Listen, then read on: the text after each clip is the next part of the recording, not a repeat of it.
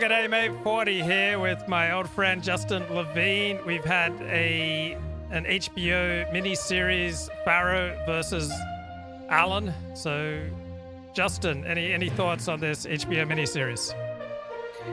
Yeah, it's actually Allen v. Farrow rather than you transversed it. But the series was a remarkably effective piece of propaganda for those who are not familiar with the facts. I think, were very skillful in leaving out all of the relevant facts that establish Woody Allen's innocence, and were able to very cherry pick in a very crafty way selected evidence in such that they'd be able to create a false narrative that would establish guilt in the minds of most people who were not familiar with the full facts. So it was just an outrageous hit piece that the HBO ought to be ashamed of, is my feeling.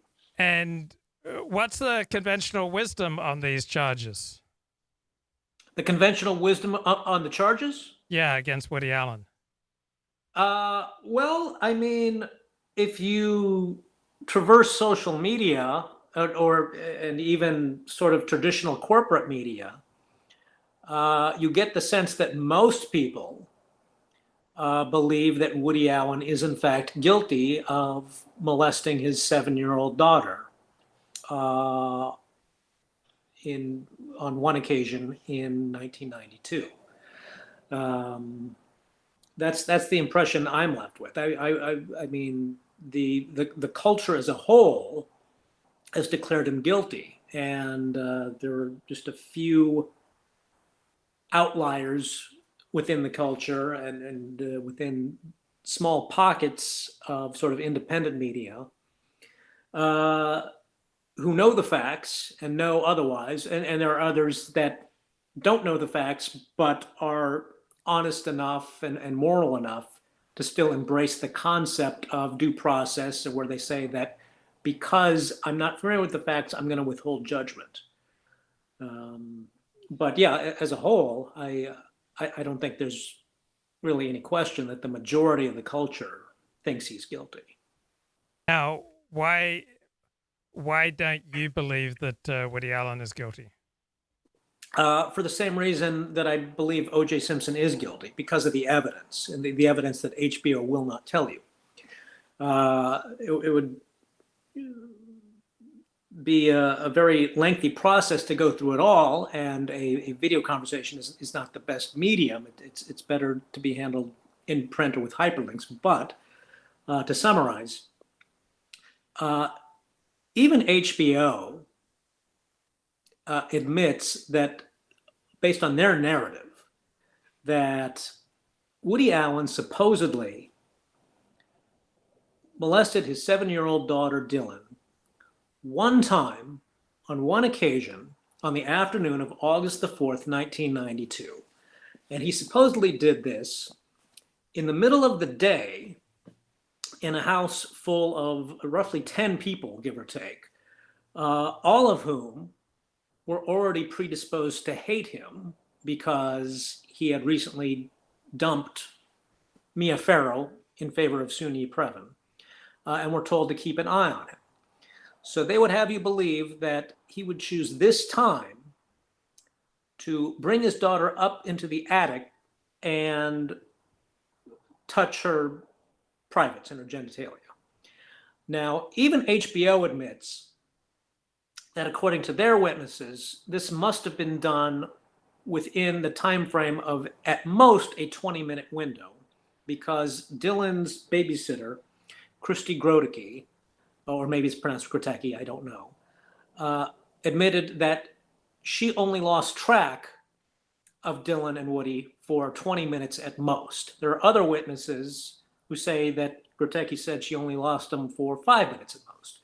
But regardless, whether it's the 5-minute window or the 20-minute window, Moses Farrow, who HBO did not interview, insists that he can account for those 20 minutes and that he had either Dylan in his sight during that time or Woody Allen in his sight. during that time. And thus, it was impossible for them to ever be alone together.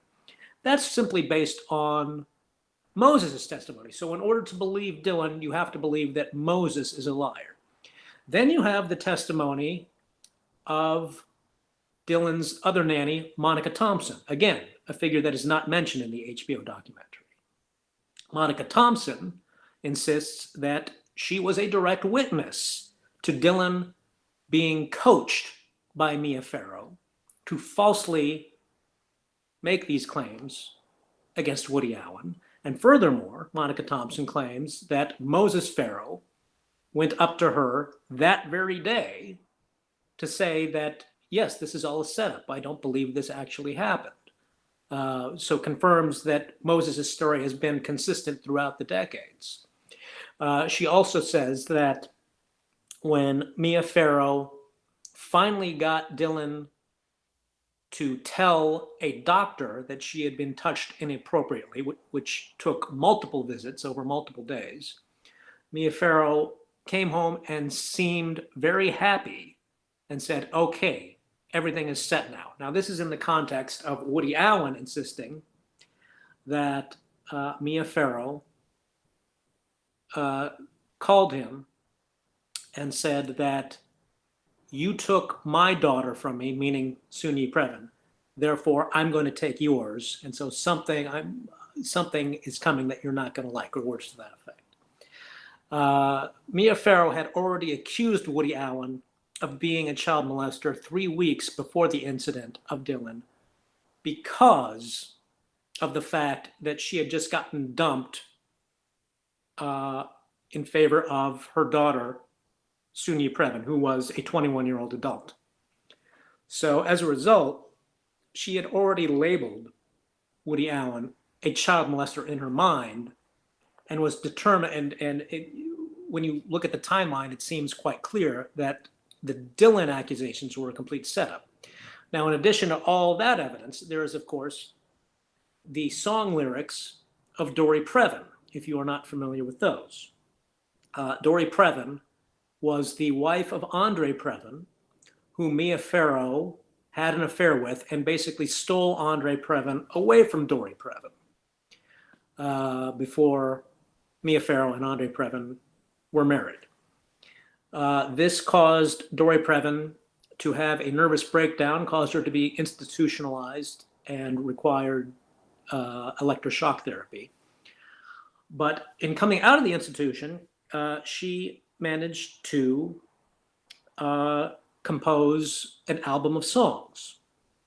And among those songs was a song called With My Daddy in the Attic. And the lyrics of those songs exactly parallel the claims that Dylan Farrow makes with her tale of abuse. The song recounts the notion of a father taking his daughter up to the attic to abuse her. Not just any father, but the lyrics specifically note a clarinet playing father. And just coincidentally enough, Woody Allen is best known for, other than his comedy writing and directing, he is best known as being a jazz clarinetist.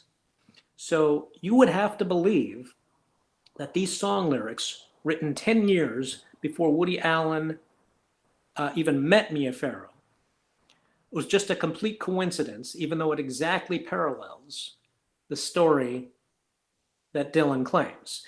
Now, this is, of course, in addition to the findings of medical experts at the Yale New Haven Hospital that were specifically hired not by Woody Allen, but by the prosecution looking in to Dylan Farrow's claims.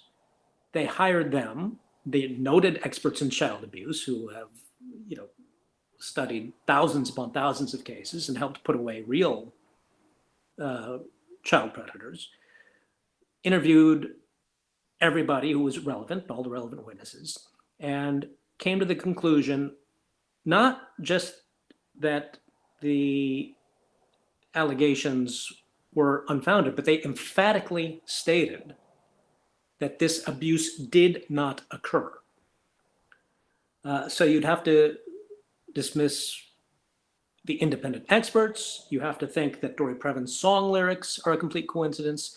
You have to discount everything that Mia Farrow telegraphed in her anger for being dumped in favor of Suni Previn. You have to discount Moses as a witness. You have to discount Monica Thompson as a witness. I could go on and on. There are multiple witnesses independently confirmed in addition to Woody Allen and his producer, Robert Greenhut.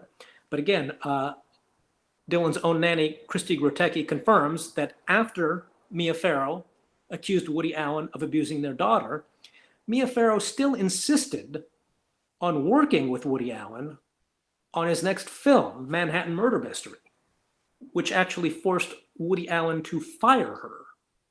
So you have to ask yourself, what type of insane person would want to work with the person who you believed molested your own child? Unless, of course, you knew in your own mind that the allegations were nonsense and you wanted to have your cake and eat it too by trying to knock down the public reputation of your employer while still trying to get a paycheck from it. Now, you've written a lot about this on Twitter and also on Medium. What's your Twitter handle? It's Levine 2001, Levine 2001, or it's right now it's Truth Avenger, but it's at Levine 2001. Does 2001 have special spiritual or emotional significance to you? No, it was just, I think at the time I was creating my social media, or it might have been a reference to the Kubrick film that I was thinking about at the time. Okay. And how long have you been interested in this case? Well, basically since Dylan first revived the claims through Nick Kristof in the pages of the New York Times. I think it might have been 2014, give or take. As the Me Too movement sort of started picking up steam and people really, first started having the discussion of, should you separate the art from the artist? And there was sort of a movement to, make people feel guilty if they still liked the works of certain artists. And my feeling was that it's a complex debate that I'm willing to grapple with, but the first threshold question should be, are the artists in fact guilty of what you're accusing them of? And I vaguely remembered what was originally determined back in the early 90s, but I had forgotten a lot of the details. And so it's like I had to remind myself, when I came across an essay by Bob Whitey, who's a director who directed a documentary on Woody Allen, in addition to being a film and television director. And he wrote an essay basically reminding me and others of many certain facts. The fact that Woody Allen was actually never married to Mia Farrow. I had forgotten that fact. In my own mind, I thought that they had married. No, they never married, never lived together. He reminded me of the fact that Mia Farrow was one of Roman Polanski's strongest defenders and has remained so. And I thought that was an interesting aspect of hypocrisy. And he started, reminding people, saying, with regards to Woody Allen, not so fast, I think was the actual name of the essay that he titled.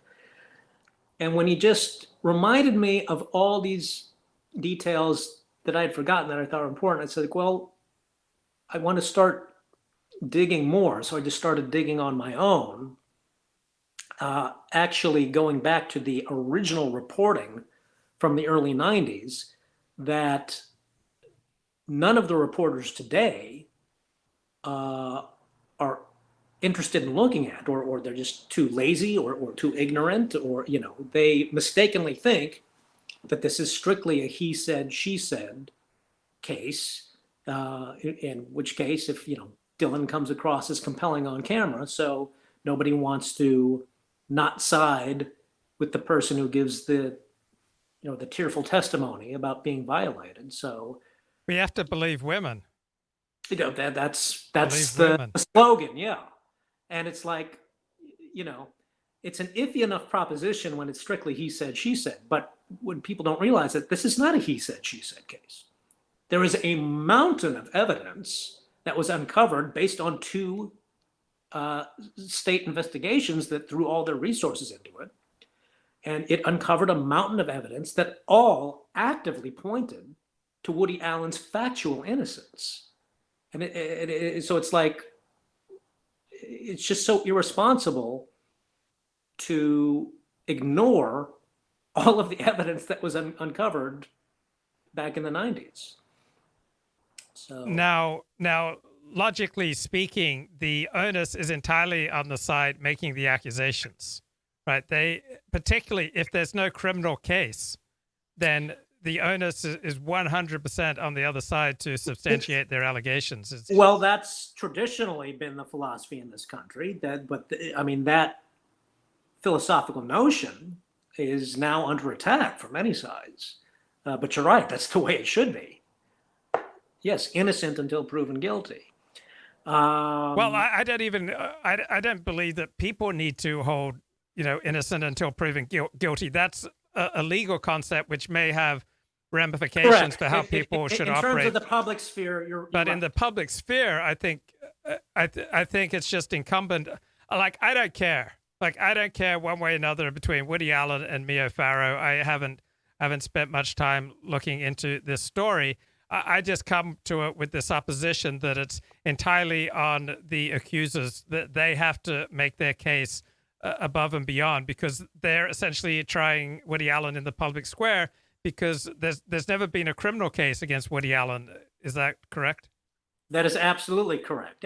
Not only not a criminal case, but in terms of even allegations or rumors, other than the one allegation by Dylan Farrow with regards to one incident on one day, there's never been even so much as a whisper or rumor of any other allegation of impropriety by Woody Allen against anyone.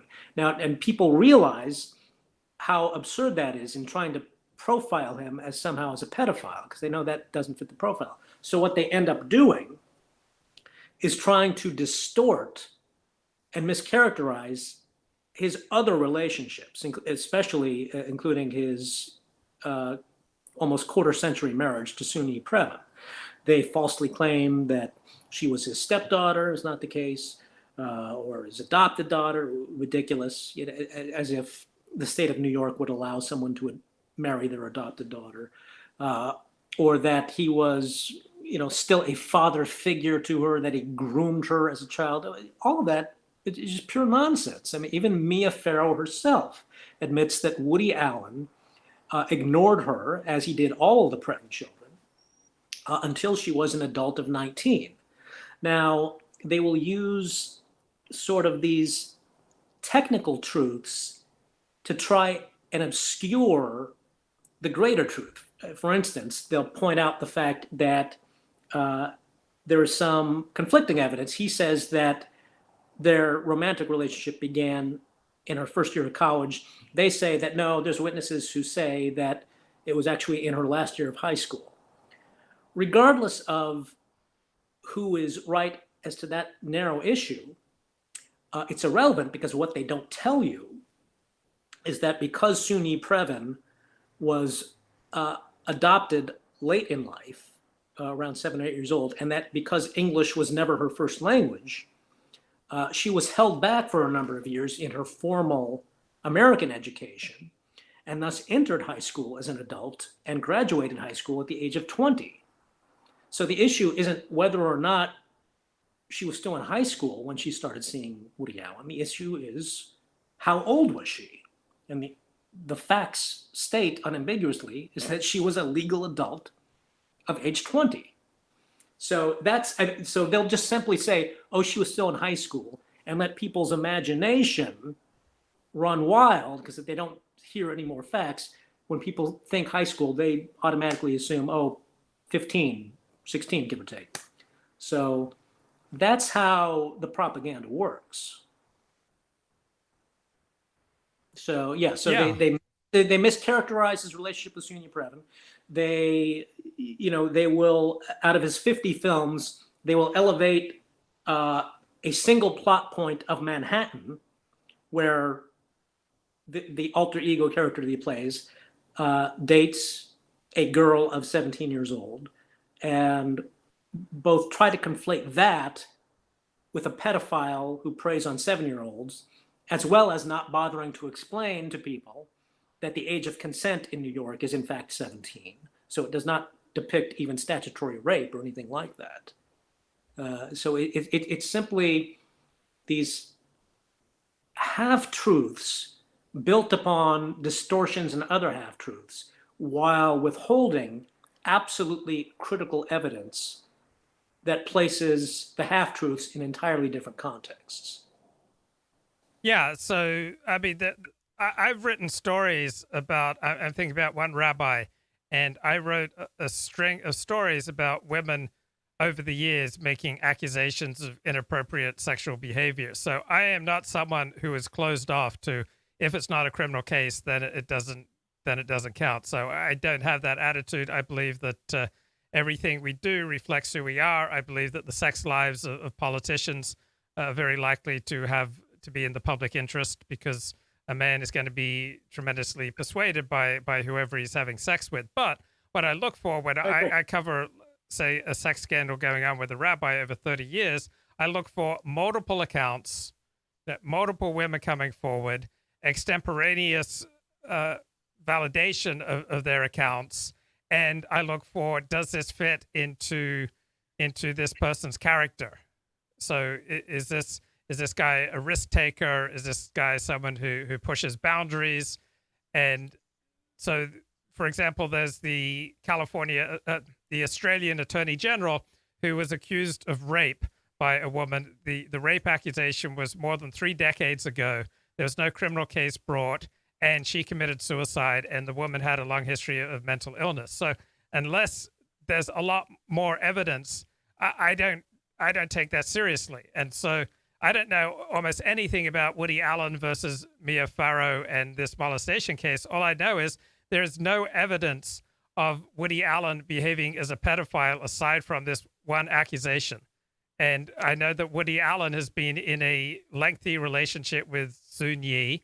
And if Woody Allen was a pedo or a predator, anything like these accusations, we would have multiple examples of this behavior. We predators, sexual predators like this, and pedos, they don't just strike once and then reform themselves. And so I don't even find enough here for me to even develop an interest, because to me, the case against him is just so weak. I completely agree. Again, the HBO documentary is counting on the fact that people are ignorant of the facts. I mean, here's the problem in culture that social media has indeed weaponized, to use a common term now, that it only takes seconds for a lie to disseminate in the culture. If Dylan Farrow says this happened to her, it must have happened. You're sitting there, you're watching her tear up. She says it. Why would anybody be inclined to lie about that?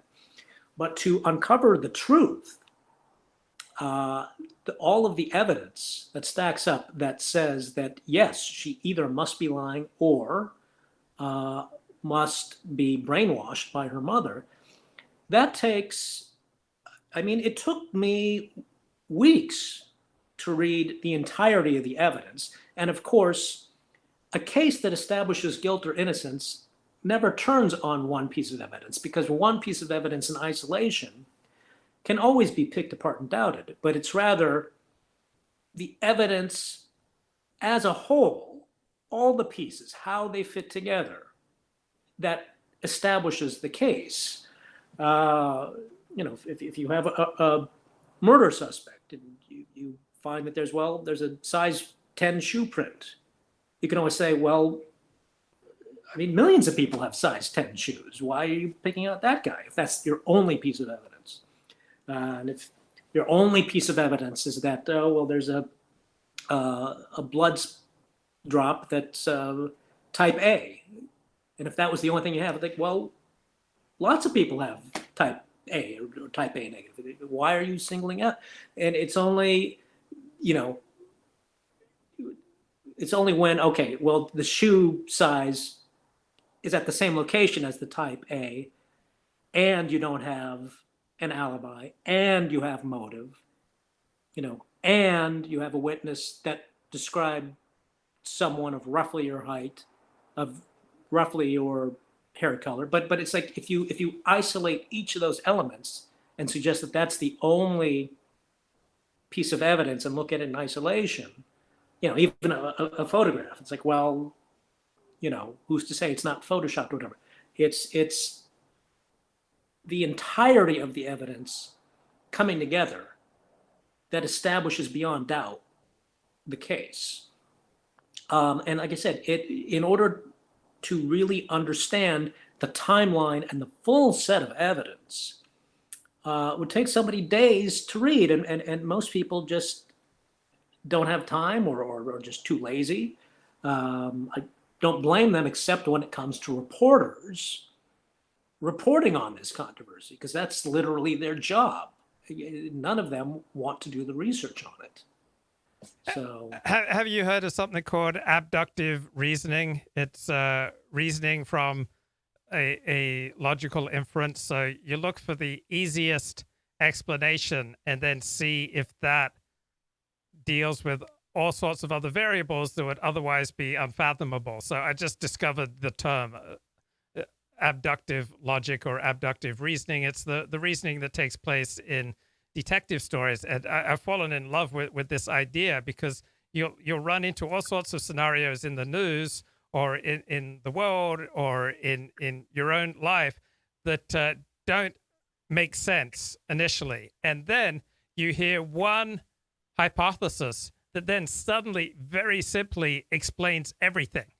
And that doesn't mean necessarily that that very simple explanation is correct. But if you can bring a hypothesis that then explains all these other variables that otherwise would make no sense, then it's definitely something worth testing. And so I'm a 54-year-old bachelor, which means I have dated a lot of women. And when I've moved on from some women, they have had a rage that is just unfathomable among men. I've never known men to have this sort of rage. And what they've invariably looked to is to try to do the most damage possible while exacting the least price on themselves. And to simply make an accusation of child abuse, one, you inflict the most damage possible on someone, and two, it costs you nothing.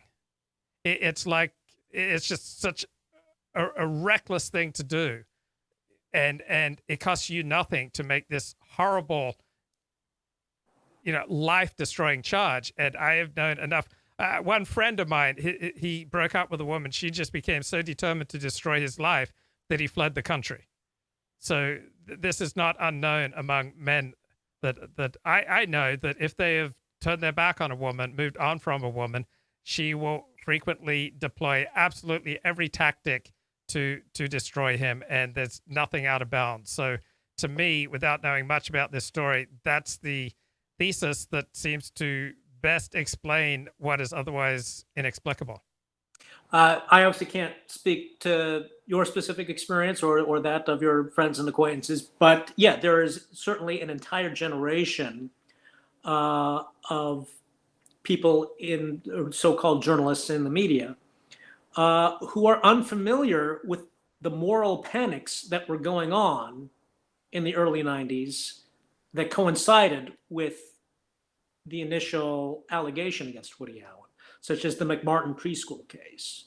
I don't know if you remember that one. Yes, it was huge. Like, basically, this whole preschool was simply set up to execute child abuse, and that all the teachers and administrators were in on it, and countless lives ruined, and the media would constantly try to one-up each other.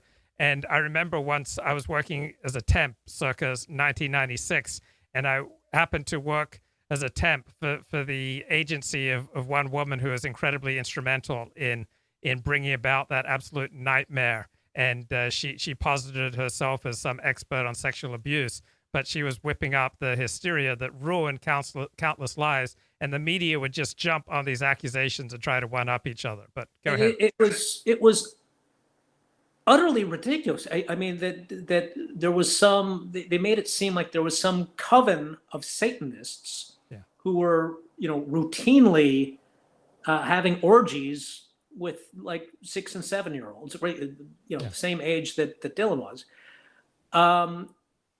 And people dismiss it now. It's like, oh, that's just silly. But at the time, the majority of the country was absolutely dead certain that they were guilty, that this was going on.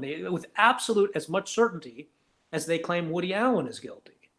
And so, there's an entire generation of journalists who don't remember this, or don't experience this. So know how easy it is for these just false story viruses to spread through the culture. But that was the context of that was going in, and these, the charge against Woody Allen was done in the midst of a custody battle between he and Mia Farrow. Even though they never married and never lived together, they did share one biological child together. That would be Ronan Farrow. And then shortly before the split up, Woody Allen managed to complete the paperwork on his adoption of 2 of Mia Farrow's children. That would be Dylan and Moses. Even though, again, they were never married, he adopted them as a single co-parent. So it's now the reactions to this HBO documentary series, just from what I've perused, they've been about 9-1 positive in the mainstream media. Is that accord with what you've seen? When you say positive, you mean that positive people that towards believe the HBO, the thrust of the HBO. Yeah, I would say, as a rough estimate, that's my feeling as well. Yeah, absolutely.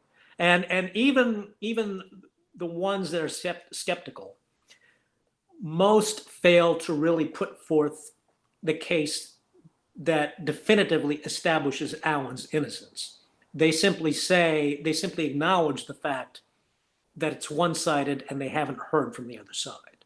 But even the ones that are inclined to be skeptical don't know enough of the details themselves to be able to put forth the case of active innocence.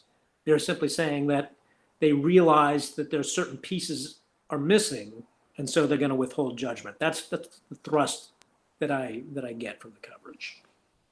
Now, one important thing that may possibly come from this at a great cost to Woody Allen and those who care about him is that I think it'll help people stop thinking about news as being inherently related to truth. So just as we had approximately the first 3 years of the Trump administration, the number one news story in the country, though usually phrased in ways to make it libel-proof, was that Donald Trump and Russia had colluded to rig the 2016 election. And we came to find out there was zero collusion. So the number one news story in this country for 3 years had nothing substantial underlying it. And so we often tend to regard the news media as very closely related to truth or based in truth, but the news is not necessarily true. The news is a business that tries to attract eyeballs or ears to then sell people advertising, and so the news will cover or not cover stories not necessarily on the basis of what is important, but on the basis of what will bring eyeballs. So number one, there's no inherent connection between what is news and what is true. Second, there's no inherent connection between following the news and being a good citizen. And there's no inherent connection between following the news and becoming morally superior to those who don't follow the news. There's no inherent substance in news that makes it act consistently as the voice of the people against the predations of wealth and power. Any thoughts on that? I fully agree 100%, even though that's still a scary notion to confront. Yeah. I think, people inherently want to believe that sources that claim authority on subjects actually know what they're talking about and are in fact giving you the entire unvarnished truth in its full context. It's scary to think that that's not the case, but the overwhelming evidence by personal experience suggests that it is. I don't know if you're familiar with the quote by Michael Crichton. He came up with the term the gel man amnesia effect. I'll just read you the entire quote. It says, briefly stated, the gel man amnesia effect is as follows. You open the newspaper to an article on subject you know well. In Mr. Murray's case, physics. He's talking about his friend, physicist Murray. In mine, show business. You read the article and see the journalist has absolutely no understanding of either the facts or the issues. Often, the article is so wrong it actually presents the story backwards, reversing cause and effect. I call these the wet streets cause rain stories. The paper's full of them. In any case, you read with exasperation or amusement the multiple errors in the story, and then turn the page to the national or international affairs and read as if the rest of the newspaper was somehow more accurate about Palestine than the baloney you just read. You turn the page and forget what you know. That resonated very deeply with me, because it wasn't until I became an expert in certain topics, such as going to law, going to law school and obtaining a law degree. So I became, even if not an expert, more knowledgeable than the average person about certain sections of the law. And then I'd start to read the actual news coverage, and it said, well, no, that's not true. And that's, they're mischaracterizing the Supreme Court's ruling there, or, many journalists, I still see this today, quote, the Supreme Court of New York, not understanding that in New York, the Supreme Court is actually the lowest court other than small claims. It's the beginning trial court level. They call it the Supreme Court, and yet they are clearly attaching the label, the Supreme Court of New York, as though it gives it extra authority. Vast number of journalists even make that common mistake. It's little things like that.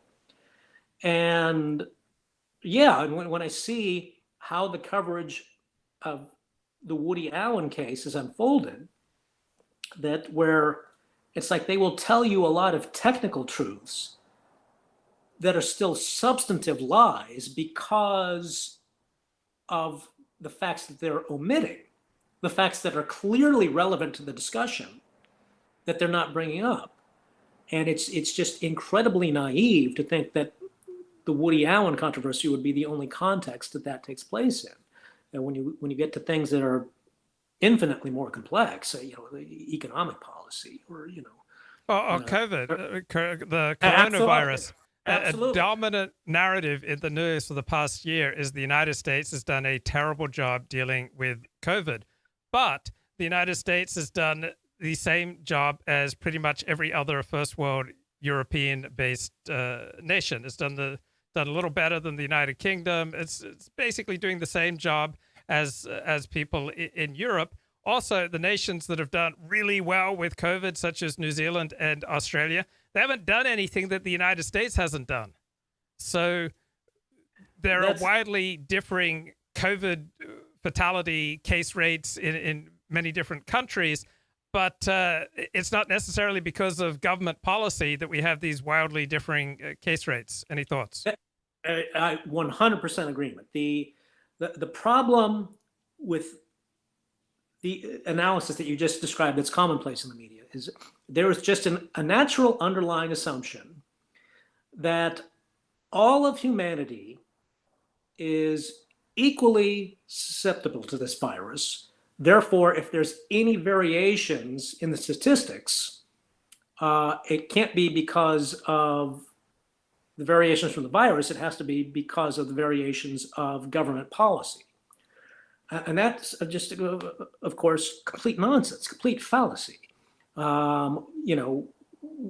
We only have the slightest grasp, in some cases, no grasp at all, on whether obesity rates contribute to whether a case becomes serious or not. Vitamin D levels. There's some studies that suggest that certain blood types may give more natural immunity, and therefore certain groups of people, different groups of people in different countries might be more susceptible than not. And all of these things have to factor in. And of course, we're not even talking about the same strains. We know now that there's multiple strains, some of which are more communicable than others. And so you are never, ever comparing apples to apples when you compare the case rates between countries. Over the course of time, it seems pretty clear that in terms of the per capita rates, it would pretty much even out, or with statistical differences that are frankly insignificant in the bigger picture. So 100% agreement. And then another trope in the news is that if groups don't achieve success in a given area at exactly their proportionate rate of the population, then America is racist. For example, if there was no affirmative action into law schools, then no more than about 1% of the admitting class to a law school would be black. But because law schools engage in huge amounts of affirmative action, you've got all sorts of black kids going to law school who are going to have a very difficult, if not an impossible time, even graduating from law school. Then they're going to have a very difficult, if not impossible time passing the California bar, for example. Just huge failure rates for blacks and Latinos with the California bar. Then in medicine, the same thing. The average black and Latino who's admitted to medical school in the United States has lower test scores than the average white and Asian who's rejected. Now, if you push them through the system nonetheless, then you get these doctors who have astronomical rates of medical malpractice. So you've taken people who may have been far better served pursuing some other degree or some other occupation, but because you wanted to practice affirmative action to try to redress systemic racism, you just waste a lot of lives and create a lot of anxiety, and people have tremendous amounts of student debt. And it's just, to me, illogical to expect that every group is going to have the exact same proportionate rates in labor success, in educational success, in income success. I watch the NFL and I watch the NBA, and these leagues are more than 70% black. And I don't feel aggrieved that there are very few Asians in the NFL or the NBA. It's just a ridiculous trope by the news media. Any thoughts? I mean, in terms of the broader issue that you're addressing, I'm in complete agreement. We're seeing this quest for equity, and in order to achieve that, that necessarily means dismantling standards such as standardized testing, and of course, when you dismantle those things and you still see certain sectors of quote unquote inequality, the forces of equity start to attribute that to nefarious causes that can never be disproven, such systemic racism, for instance. It's like, well, when you ask, well, what specific law or policy is on the book that can be changed that you think will get rid of this. They can't cite it because it's not, like a specific law such as the Jim Crow laws. It's just diffuse and inherent in the system. And so it's nothing you can concretize, and thus it's nothing you can fight against. And so it just, the end result is simply demoralization. And of course, this inevitably contributes to anti-Semitism if they happen to see that, there's a certain class of people or a certain type of people that seem to be wealthier than others or doing better than others. Why is that? Oh, well, it must be because behind the scenes, they really control the levers of power. They're behind the systemic racism. It's easy to see where this eventually leads when you follow that string. Now, you provided a ferocious defense for me in 3 different libel cases. We won every single one. I had the other. Was it side. 3? Yes, I 3. don't even remember. It's been so long ago. But yeah, it was 3. And the other side, in at least one case, told me, "Oh man, I wish Justin was my lawyer." Because is that right? Yes. You never told me that, or maybe I forgot it. Yeah, I don't know. Yeah, I mean that was funny. I had some chats with one guy who had sued me after the whole thing was over, and he said, "Yeah, my lawyer was just useless compared to yours. I wish I'd had Justin." So what areas of law have you specialized in? Well, back in the day, when you were a semi-regular client from the trouble you were getting yourself into, I did sort of carve out a niche specialty of defamation defense.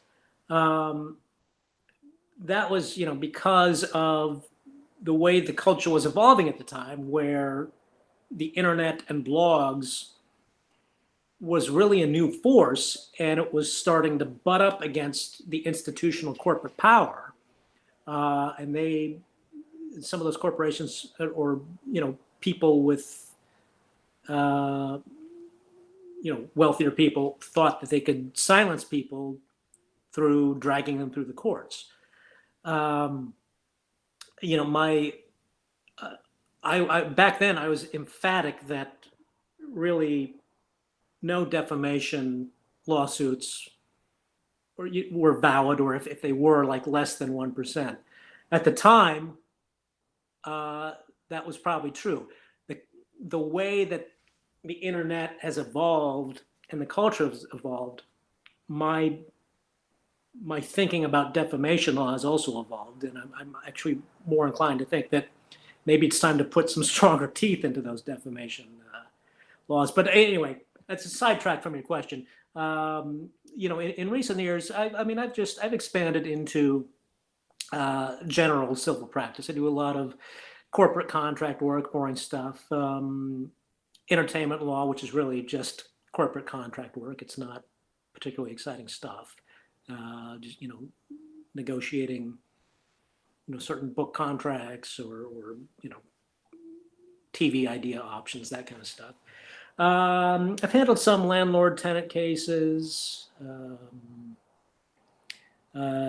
consulted on basic tort and personal injury, but I can't say that I have a particular specialty. I mean, I spent a couple of years at a sort of a corporate Century City firm doing complex class action suits. So I heard a joke about law school that law students who get A grades become law professors, law students who get B grades become corporate lawyers, and lawyers who get C grades become contingency lawyers, meaning personal injury lawyers, and out earn the others. Is there some accuracy to that? I don't know. I mean, I suppose back when I went to law school in the late 90s, there might be something to that. I never, I would say that probably sounds right. Whether that's the case today, and of course it changes from law school to law school. I'm not even sure. I thought I had heard that like either Harvard or Yale, I'm not even sure they give grades. I think it might be pass fail. But obviously, there are certain law schools that people gravitate towards for wanting to do certain types of work. If you want to go into government, Harvard or Yale or Stanford is a good ticket. If you specifically want to go into the district attorney's office in Southern California, either Southwestern or Loyola are the two schools you definitely want to go into, even though they're not considered overall as prestigious as, say, USC.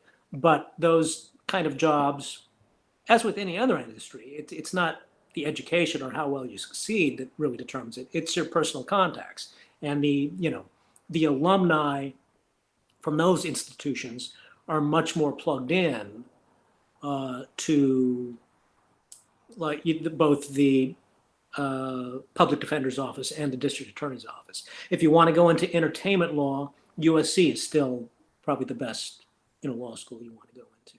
So it determines it depends on the institution and what the grades at that specific institution represent. I was amazed that there were people who cheated to get into USC. I mean, that struck me. That's like cheating to get into community college. I mean, yeah. I mean, I went to UCLA, so I'm biased perhaps, but that's the thing that was like, whoa, people cheated to get into USC. I mean, come on, that's crazy. Now, similar to the accusations about child abuse, that it costs you nothing to accuse your ex of child abuse. In this particular instance, so too, it costs a person nothing to make an accusation that voter fraud determined the 2020 election. It's a cost-free accusation that takes a tremendous amount of work to try to deconstruct. What's your opinion on the possibility that voter fraud determined the 2020 election? The possibility that it determined the election, small but not zero is I guess my gut instinct. There is absolutely no question that in every federal election, which involves tens of millions of ballots, scores of millions, it's just common sense that fraud occurs on some level in every election. People have been rightly dismissive or not particularly concerned about it in the past because the margins of victories traditionally have been wide enough that it's inconceivable that fraud on that level in that many jurisdictions could have taken place to actually change the ultimate outcome. So the attitude has been, well, for the amount of effort that it would take to uncover and rectify, the small 1% or less, or 0.3% that are fraudulent or otherwise invalid, it's just not worth the effort. Today, unfortunately, though, the national elections are being determined, because we're so polarized, on those smaller and smaller margins, where it comes down to one or two states and their electors, and within those one or two states, the margin of victory is less than 2%, less than 1% sometimes. So at that point, it's both the margins of victory are becoming less and less, whereas also the rule changes that instinctively allow for the possibility of fraud, such as mail-in ballots, disregarding of having to show ID, that is growing greater and greater. And so when you combine those two dynamics, you get a much larger, just sort of general sense of unease among many aspects of the populace, particularly the ones that happen to be on the losing end of the last election, where they say something fishy might be up if the entire election turns on, tens of thousands of votes in a vote of whatever it was, 150 million.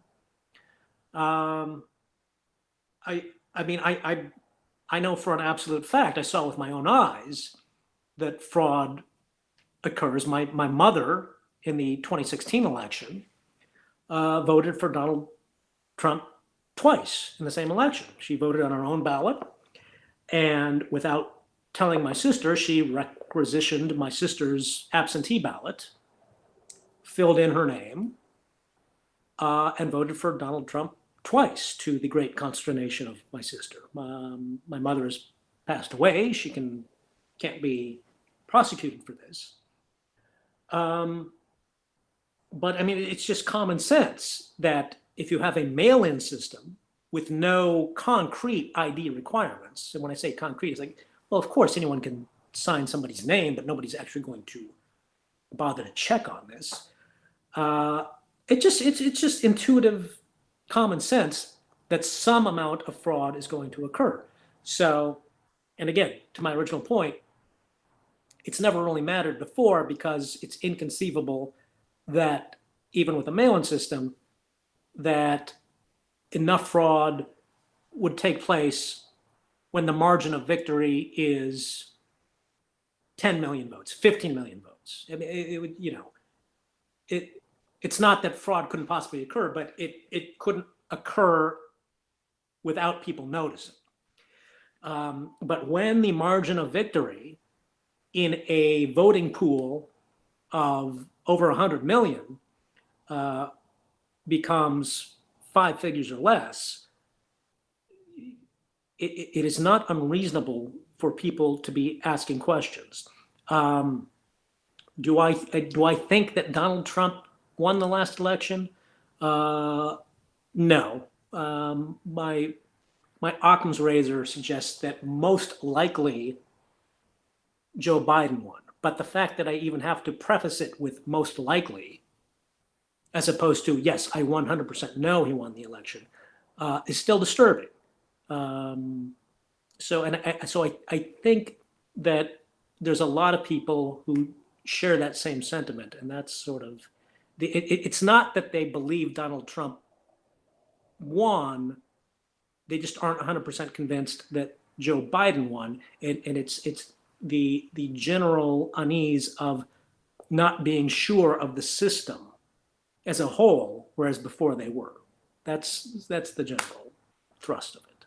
Right. So there's often a huge difference between reality and rhetoric. So in politics, you often have to position your rhetoric in a way that's entirely misleading from reality. For example, I believe that smart Democrats understood that Russian collusion with the Trump campaign did not cost them the 2016 election, but it was a very powerful rhetorical and political hobby horse to ride for years.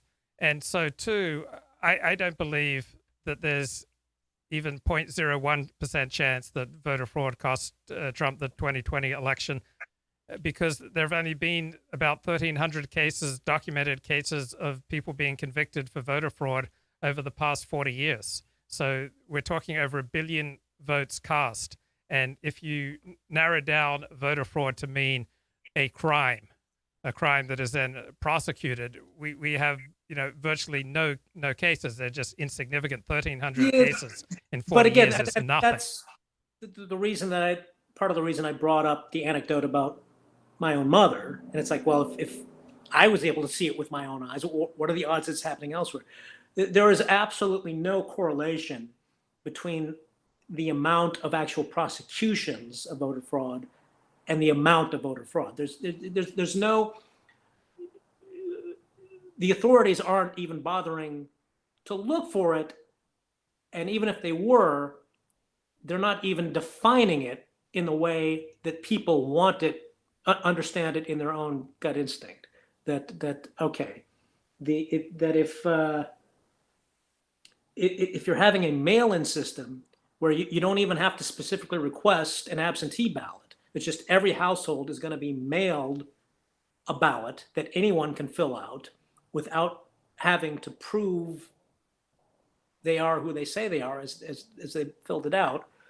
And they go to their ailing grandfather who's maybe on hospice and say, hey, here's your ballot. Who do you like? Let me point to who. Oh, you want this person? I'll fill this out for you. Yeah, okay. Just make your mark here.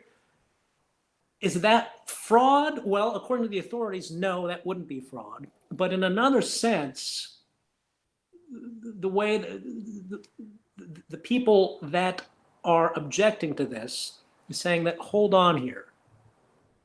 That's not the way this should work. And so they're using the term fraud as a shorthand for something that to them is inherently unfair, even if it might not be illegal, and even if it was illegal, would be impossible to prove. And if it was possible to prove, that the authorities aren't interested in spending the resources in uncovering it, and the way the system is set up, I don't even know how they would uncover it, even if they, dedicated the resources. So that's the problem. Let me push back, because let me put all the reading I've been doing on this topic to good use. Republican, what's the call when you have a national attorney, when you have a president who appoints attorneys in different locations? A federal attorney, is that the term? What is it when a president? Federal prosecutor, sure. Federal prosecutor. Okay. Republican administrations have made prosecuting voter fraud priority number one. And even making it priority number one, they can't come up with almost anything. Republicans have been banging on about voter fraud since the Motor Voter Act of, I think, 1993. Yeah. And they have had commissions, and they have fired federal attorneys and replaced them with their own choices for federal attorneys, so that their choices would make prosecuting voter fraud priority number one. And what have they come up with? They've come up with almost nothing. So it has nothing to do with lack of desire to prosecute. Republicans have repeatedly tried to prosecute voter fraud, and they just can't come up with anything because it doesn't exist. Well, you claim because it doesn't exist, but it's in substantial numbers. Yeah, there have been 1,300 cases in 40 years. But you just simply disregarded my point for the last 5 minutes. Let's say there's an entire division that's strictly focused on this. How would they go about proving it? The whole system is designed. Once those ballots are shipped out, there's no possible way. Once they're counted, there's no possible way for them to go through each one, because the ballots, it's an anonymous vote. That's the whole point. There's no way to trace back a vote to the voter once it's already established and put in the system. So the fact that they may want to look for it and uncover it, even strictly for purely partisan reasons, but the nature of the crime itself does. I mean, take for instance, let's take rape, which is another type of crime that has always been problematic for the nature of the system in terms of balancing due process and proof. Let's say there was a determination by a new administration to crack down on rape and really start prosecuting the cases that have slipped through the cracks. How would they even go about establishing the evidence within a system that's prosecutable above and beyond what's happening today? The nature of the offense doesn't always lend itself to investigative technique. And this is, I mean, this is the whole problem in discussing this topic for anyone. I'm going by what I saw with my own eyes that my mother I saw my mother do, and just common sense in terms of how easy would it be for me to do something like this if I had constant access to strictly mail-in ballots, and I wanted to be able to vote without proving my own identity. Would I be able to do that? And if the answer seems intuitively easy, and yes, it's I don't feel that I'm being unfair in just assuming that it happens in substantial numbers. But when I say substantial numbers, I do not necessarily mean enough numbers to sway an election, certainly not when the margin of error, or the margin of victory rather, is by the millions. But when the margin of victory is in the tens of thousands out of a pool of hundreds of millions, getting back to the original point, that becomes a very different calculation in terms of the assumptions. Okay, so let's just take the example. Let's say you wanted to do some voter fraud. Let's say you had access to the mail-in ballots of your very elderly relatives. So let's look at the incentives. If you get caught, you become a convicted felon. You can never practice law. You could spend up to 5 years in prison. On the other hand, you could submit 1 or 2 illegal ballots. Now, 1 or 2 votes is not going to change an election. So on the one hand, there's an enormous penalty to pay if you get caught doing anything illegal, tampering with a ballot. On the other hand, the incentive for you to do that is virtually nil, because the 1 or 2 illegal votes that you get to cast are going to make no difference. My reaction to that is the calculation is, of course, the knowledge that you yourself pointed out. How often are people caught and actually prosecuted for it? As a lawyer, and any lawyer will tell you, they see people lie on the stand all the time. Perjury is commonplace. How often is it actually prosecuted? Very little. That's why the calculation in terms so you think that, well, in the abstract, theoretically, yeah. But when calculating the odds, you have to factor into the practical reality of when you know such things are hardly ever investigated and almost never prosecuted. Now, of course, those odds of not being prosecuted are weighed to the other side that you said that, well, what's the benefit? In California, 1 single vote, extra vote out of 40 million? You're right, because the benefit is so nil, the fact that the prospect of prosecution is virtually nil as well.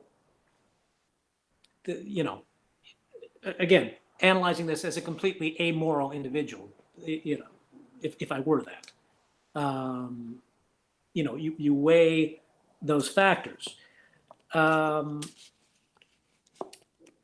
But, in a jurisdiction where you've been watching the polls, and if you happen to believe them, again, less and less reason to believe such polls, but when a number of different polls from various organizations are suggesting that it's a neck and neck race, and it's going to be decided by just the slimmest of margins, it gets the activists motivated, and so you have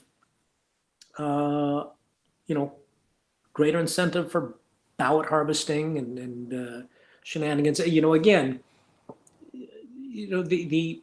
the broad notion of voter fraud doesn't just refer to the concrete instance of identity theft. It's a shorthand way of saying a general unfairness, such as ballot harvesting, changing the rules at the last minute to allow for, voting a week before the fact, or post, as long as you postmark the ballot on election day, they'll still accept it if it arrives a week later. It's people when they use. They're using it as a shorthand again. The shorthand for electoral fraud. Democrats use the system, the code word collusion. Yeah. To suggest what they think is a general unfairness of, other countries supporting a particular candidate, which has always happened and always will, including the United States supporting, foreign candidates the other way. So there are various things I agree with the left on, and I agree with the left that when Republicans talk about voter fraud, they're really talking about voter suppression. I agree with them because, one, there are so few cases of documented, prosecuted cases of voter fraud, and two, the higher the turnout, the worse it is for Republicans. That's the conventional wisdom, and it's a conventional wisdom that seems true to me. So consistently, the Republican Party wants to make it more difficult for people to vote. Consistently, the Democratic Party wants to make it easier for people to vote. I believe the parties are acting in their self-interest. What do you think about the conventional wisdom? Higher turnout, better for the Democrats. Lower turnout, better for Republicans. At this moment in the culture, that is certainly true, and seems likely to remain true for a considerable number of years. That won't necessarily always be the case. Who knows? It's possible to reach. But generally, yeah, I would agree. So Republicans can't talk about voter suppression. Like they can't make a case. We want to make it a little more difficult for people to vote. There's no way you can make that case publicly. Instead, they have to talk about voter fraud, because you can't go on TV and say, hey, I would like to reduce the percentage of the population that votes. They can make a more intelligent argument than they have publicly, and that is that the argument ought to be that we need to balance the convenience of voting that we generally support with the legitimate concerns of making sure that every vote is both legitimate and thoughtful. I have gotten into arguments with people, and I make the analogy with regard to gun laws. In this country, the right to own a firearm is every bit as fundamental as the right to vote. Do you therefore want a system that makes it as easy as possible to obtain a firearm through mail without having to establish your identity? I don't. I want a reasonable system that balances the rights with responsibilities to make sure that even though it's a fundamental right, that right is only wielded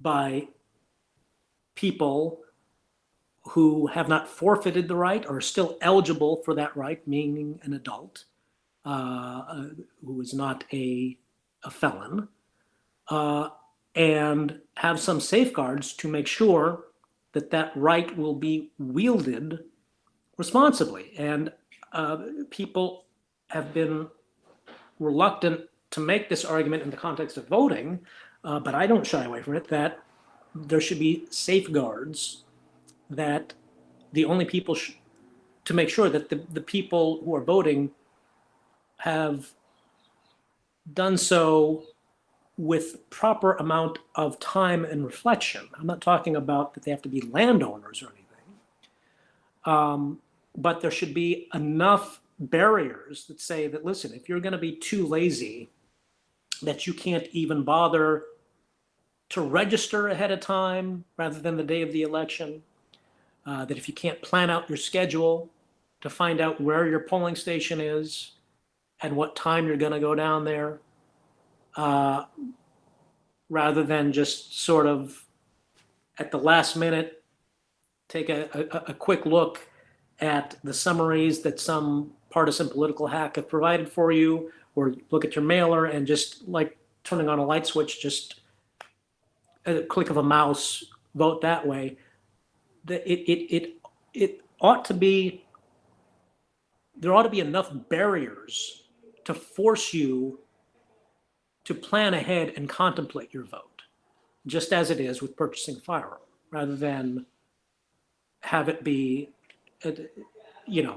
as easy as flipping on a light switch. I don't want that for gun purchasing, just as I don't want that for voting, even though I believe both are fundamental rights.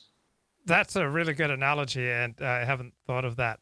Now, you have some work experience in talk radio. Why don't you share with us an overview of your experience in talk radio?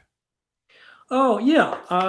Let's see. It began, I as soon as I moved to Southern California, it forces you to be on the freeways a lot. And back before the internet, the only thing to do in your car was listen to the radio. And so I sort of became enamored of talk radio on the AM station, just being stuck on the freeway commuting to work. So I sort of began my career in the mid 90s. I believe it was 94 or 95, where I became a weekend call screener for a local talk radio station in Los Angeles, KFI, which was sort of the most popular AM talk station in the market. And then after a couple of years, a year or two, I got promoted to producer of weekend programming, and then eventually promoted again to a co-producer of the weekday morning show.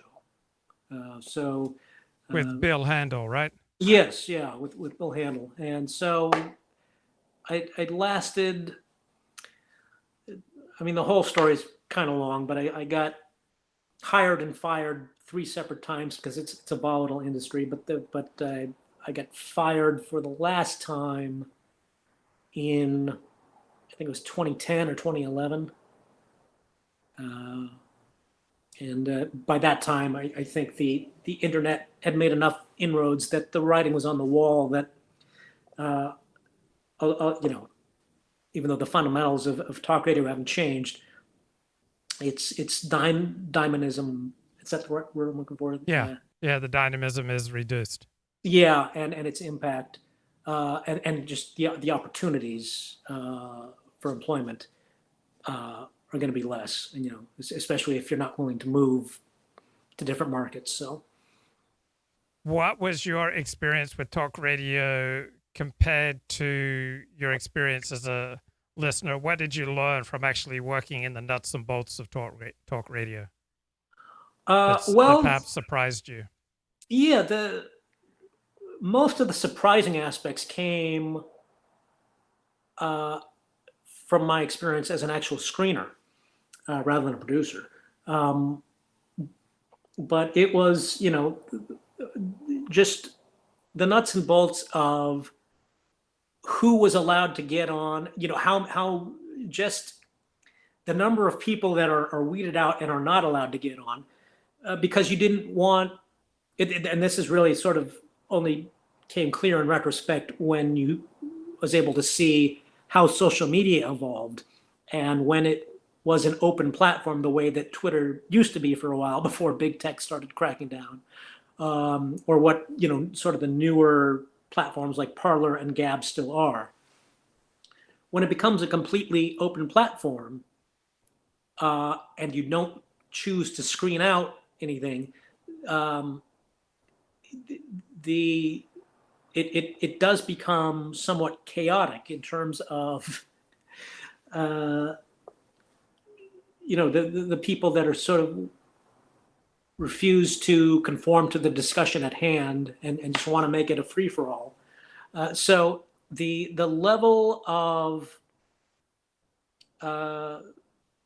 cultivation and weeding out of the specific comments that are actually put on in terms of listeners was actually far greater than I realized just as a casual listener. Although back in the 90s, the industry was much more what was known as caller driven rather than host driven, meaning that the standard format is no matter what the ideological bent of the host was, most of the shows were the same in that the host would sort of serve up the topic of the hour that would volley out to the audience and just do like a 7 or 8 minute monologue on it.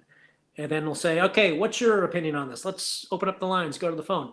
And then would basically allow the callers to take over the bulk of the show, not take over in the sense of, driving. No, they'd carry it. They'd carry it. Yes, The host would yeah. simply, Yeah, provide a platform. but as a screener, it's not that you would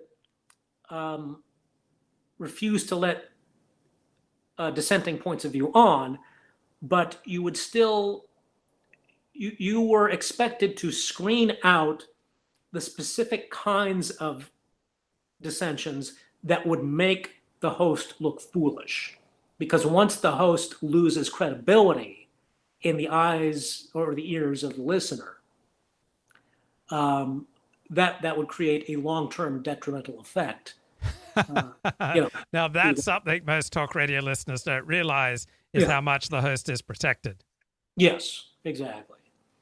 Sometimes justifiably, again, if it's a free-for-all, you're just, it's going to become like the worst of Twitter, only in an oral experience. And who, it would be entertaining for a couple of hours, but it's not something you would subject yourself to day in, day out. Well, Larry King did not screen his callers. He did not believe in screening callers. So he'd be very quick to hang up on people. That's interesting. You're talking strictly about his radio show. Yes. I was going to say, I would be surprised if that was the case for a CNN show. But yeah, when he was nationally syndicated on the radio, I would call in and they'd simply want my name and location. And he would just get rid of people very quickly if they didn't. But he did not believe in screening callers. Yeah. There are some hosts that didn't. There was, I don't know if people remember, there was Mr. KFI who did not screen calls. That was the entertaining part about it, is because he had the graveyard shift. So he would be on from like whatever it was, 11 p.m. to 2 a.m. Yeah. And so you'd get like the drunks and the crazies. And it was great for that time slot. It was entertaining.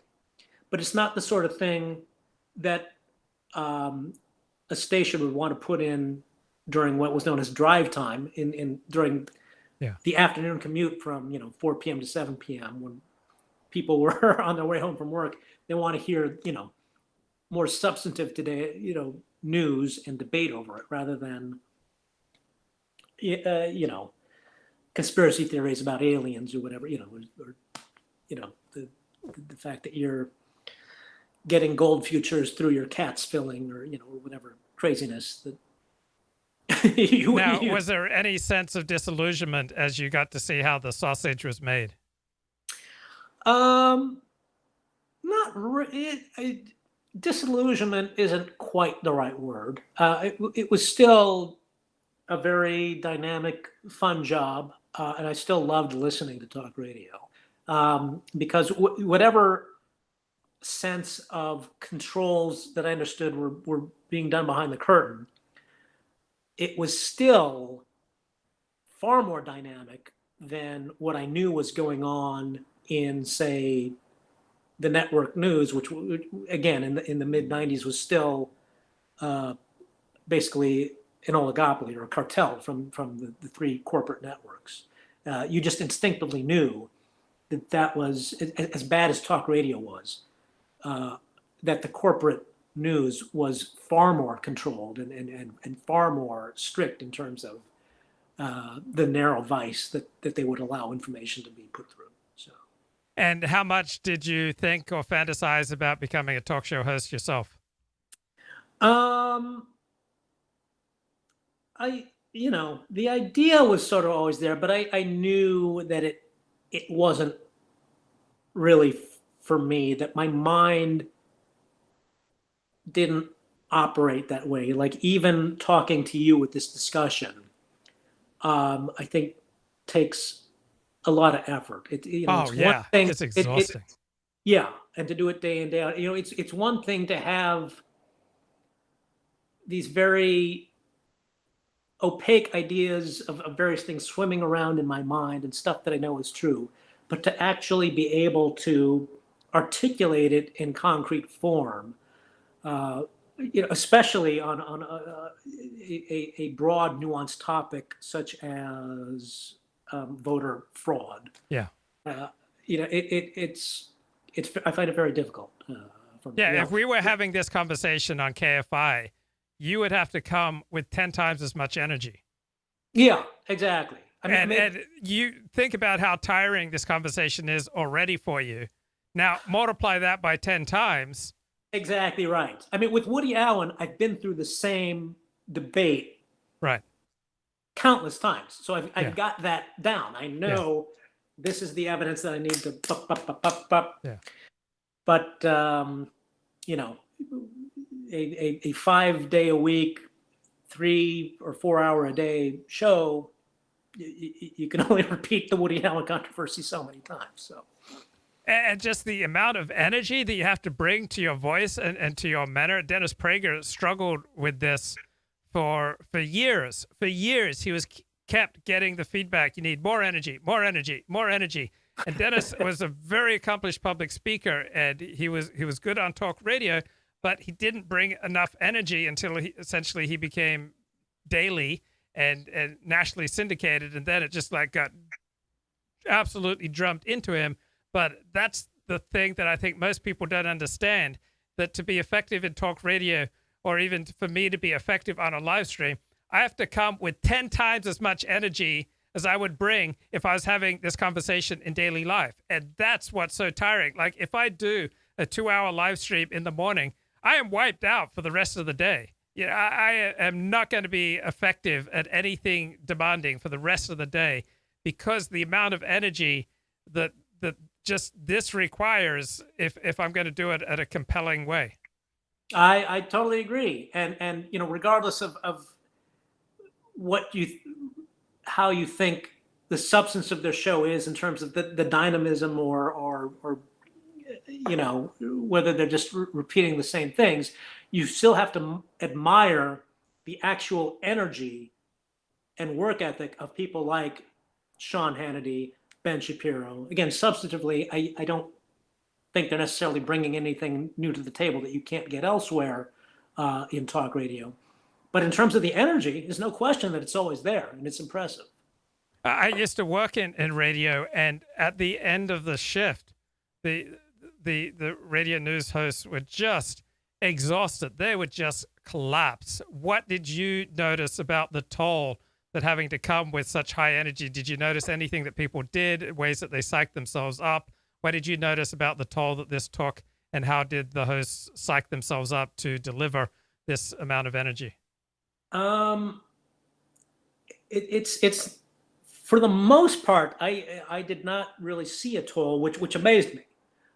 With one sort of narrow exception, working on the Bill Handel show, it's not just Bill Handel. He had sort of like the whole news and support crew on air with him. And there were people like Rich Marotta, who was the former sportscaster on that show. He admitted that, like me, he's a night owl, and the Bill Handel show got started at 5 a.m. So in order to start at 5 a.m., you have to wake yourself up and get prepared 3:30, absolute latest 4 a.m. And he said that in all the years he did it, he never, ever got used to it. It's not something that his body ever acclimated to. It was a constant struggle. I don't know. I didn't really question him at length, so I don't know whether he used the weekends to sort of crash and just nap all the way through it and just sort of summon up enough energy, to get enough natural energy to get him through maybe Monday, Tuesday, and Wednesday, and then for Thursday and Friday, just caffeinate himself up to power through it. I was very lucky. There's no way I could have done that. I was able to remain a producer. Like I said, I was a co-producer. I was a team of 3 people. And I was basically tasked with starting to stay on top of the news after that day's show ended and prepare for the next day's show. So basically my workday started, around 1 or 2 in the afternoon, and I would wrap up at 10 in the evening and then say, this is, the things that happened the previous day that we should be talking about the next day. And you just sort of hoped that there'd be no huge breaking news between, say, midnight and 5 a.m. And if there was, the other producers would be responsible for keeping on top of it. But yeah, no, if I had to get up every day at, 3 a.m. You'd have to get up at, if you were going to host a 5 a.m. show, you'd have to get up if you're a normal person by 2:30 a.m. Yeah, there are some people who are built that way. I've never, I can't imagine doing it, but, just like farmers when we were agrarian, farmers existed who had no problem getting up at 3 a.m. to milk the cows. It's same thing, I guess. I don't know. I can't imagine it. And what are your reflections on the passing of Rush Limbaugh? Well, I mean, even though it was not unexpected, since he, was very open about his diagnosis, it was an incredible tragedy. He was it's not, when people say it, it's really not an exaggeration to say that he was the juggernaut in creating the industry of talk radio to be as big as it was. It simply would not exist if he wasn't. He was the first one to break the ideological stranglehold of the media cartel. The first one to break the cartel nationally, and regardless of what you thought about him ideologically, or whether you thought that he remained as vital a voice, in the end as he was when he first started in the late 80s and 90s. He is always the one that the rest of the industry owes its debt to. And if you heard, I really was doing a lot of dial flipping the day after his passing, and everybody of all stripes, they were intellectually honest enough to admit that it really all started with him. It's it's even, I think it's even debatable whether figures like Howard Stern would have been successful had it not been for the pioneering path that Limbaugh was able to figure out and put together. So just a cultural tragedy. I mean, there's no way. He is absolutely one of the leading towering cultural figures of the 90s, unquestionably. And because so much of today's culture can be traced directly to very specific pivot points that happened in the 90s, with regards to the reaction to Bill Clinton, which only fueled Limbaugh's rise, and how that sort of replayed out in the 2016 election, which was in part a referendum on the 90s that younger people don't understand if they don't remember the times. But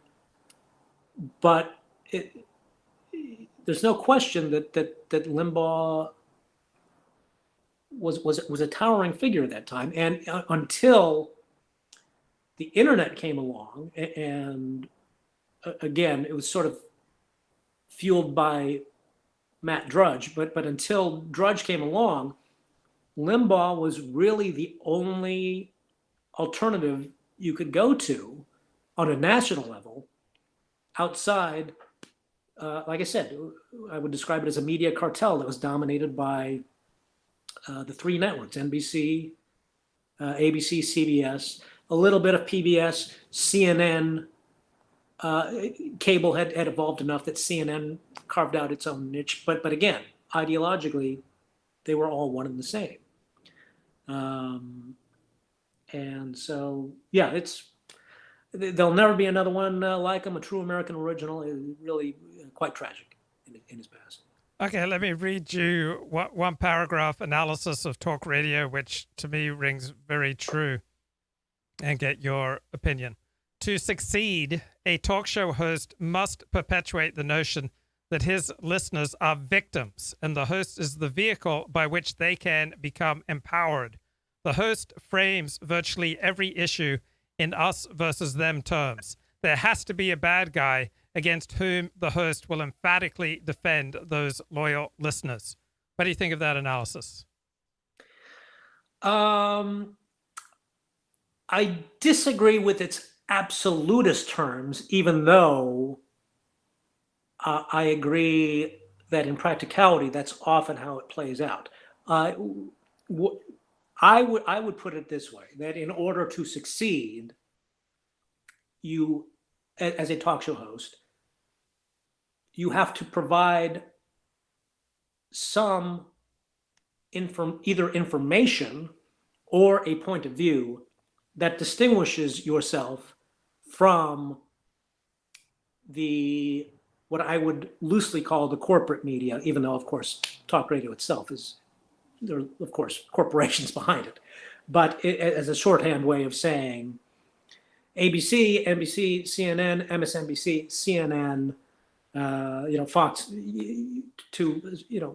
even Fox News now, you have to provide some type of stimulus that is different than what you're getting in the New York Times, Washington Post. You have to provide some stimulus that is different and distinguishable. Does that have to be a sense of victimhood? I think you have to enrage your audience. But I do understand that is a very easy shortcut and an easy way to provide that dynamic of that difference. I notice with most talk radio that I invariably come away from listening to it more angry and enraged than when I started listening. What about your experience? Depending on the show, that is very often the case. I know that you're in Southern California the way I am, and you consume a lot of the same talk radio outlets that I do. I'm still a semi-regular listener to the John and Ken show on KFI. I don't know if you are. But I almost always come away enraged and still convinced that it's righteous and justifiable enragement, because they are one of the very few media outlets out there that still argues for what I would call traditional middle class, working class values that are not specifically partisan, but a point of view that takes on the lunacy that California government has embraced in terms of its attitude towards crime or business or transportation policy, things that seem to make it harder and harder for traditional working class nuclear families. John and Ken really seem to be the only voices out there advocating for those values. And so I do often come across, I do often get enraged when they point out the things that no other media outlet is pointing out in terms of what our district attorney Gascon is currently doing. Certainly none of the national media is focused on it, nor is the local media to the extent that they should be. Or the fact that there are still Antifa or Black Lives Matters demonstrations going on in downtown Los Angeles that's resulting in vandalism of our local businesses. Nobody's doing anything about it. John and Ken are one of the few people that still discussing these issues, and it's the fact that they're the only ones talking about these things, when I feel that most of the media should be, if it was rational and had the same values as I do. So the fact that they're sort of the lone wolves does make me enraged. Does that mean I'm falling into a calculated pattern that they are consciously putting forth to make me feel victimized? I don't know. I don't discount the possibility. But I, regardless of my enragement, I'm still convinced that what they are saying is true and what they are saying is valuable, and that nobody else is saying it. I find it troubling that you've got a genre and a business model that depends upon riling people up. I don't think that's good for the people who listen to it. I don't think it's good for America, even though I agree with almost everything you said. But I don't think John or Ken or right-wing talk radio could have a viable business unless they were consistently enraging people. It's an interesting point of view to consider, but here's the counter. Here's the flip side to that. If you don't have that, is there another business model outside of anesthetizing people to hiding truths that would enrage them? If you're not riling people up, what's the alternative besides anesthetizing them through, whether you want to call it propaganda or curated news that is specifically designed to keep them calm? And in keeping them calm, are there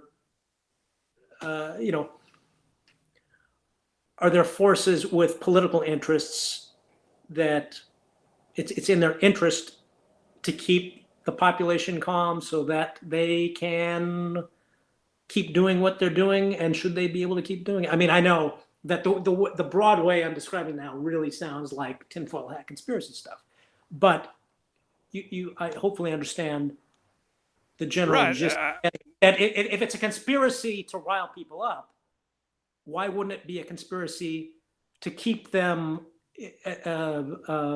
George Orwell style or Alex Huxley style, rather, Brave New World style, anesthetized?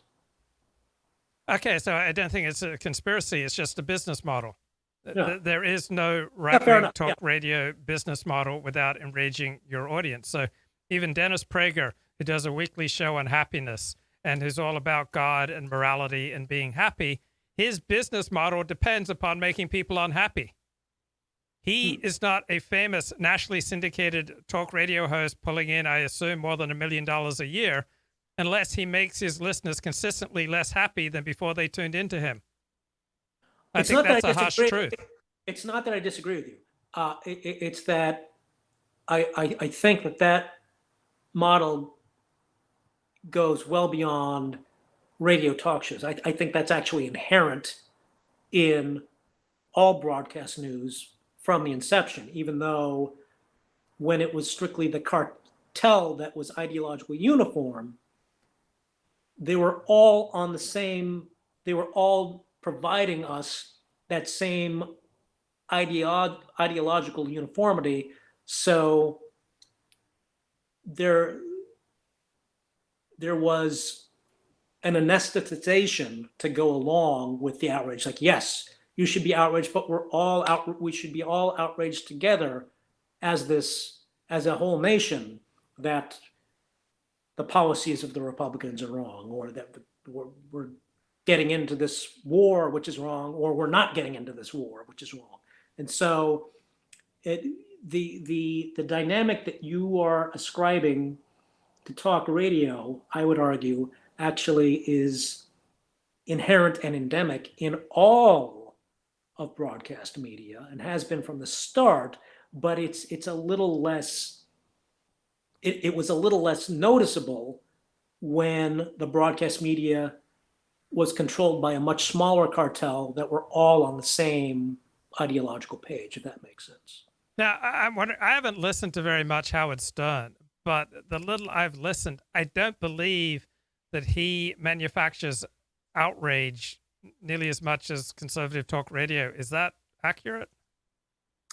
I haven't listened to him much either. That's the general sense that I get, that, you know, he obviously made his name and his riches on humor. Like, he's funny, he's provoking, but I don't think, well, like, he appeals to such a broad range of people, from attorneys to street sweepers, from left to right. There's no real political partisanship with Stern.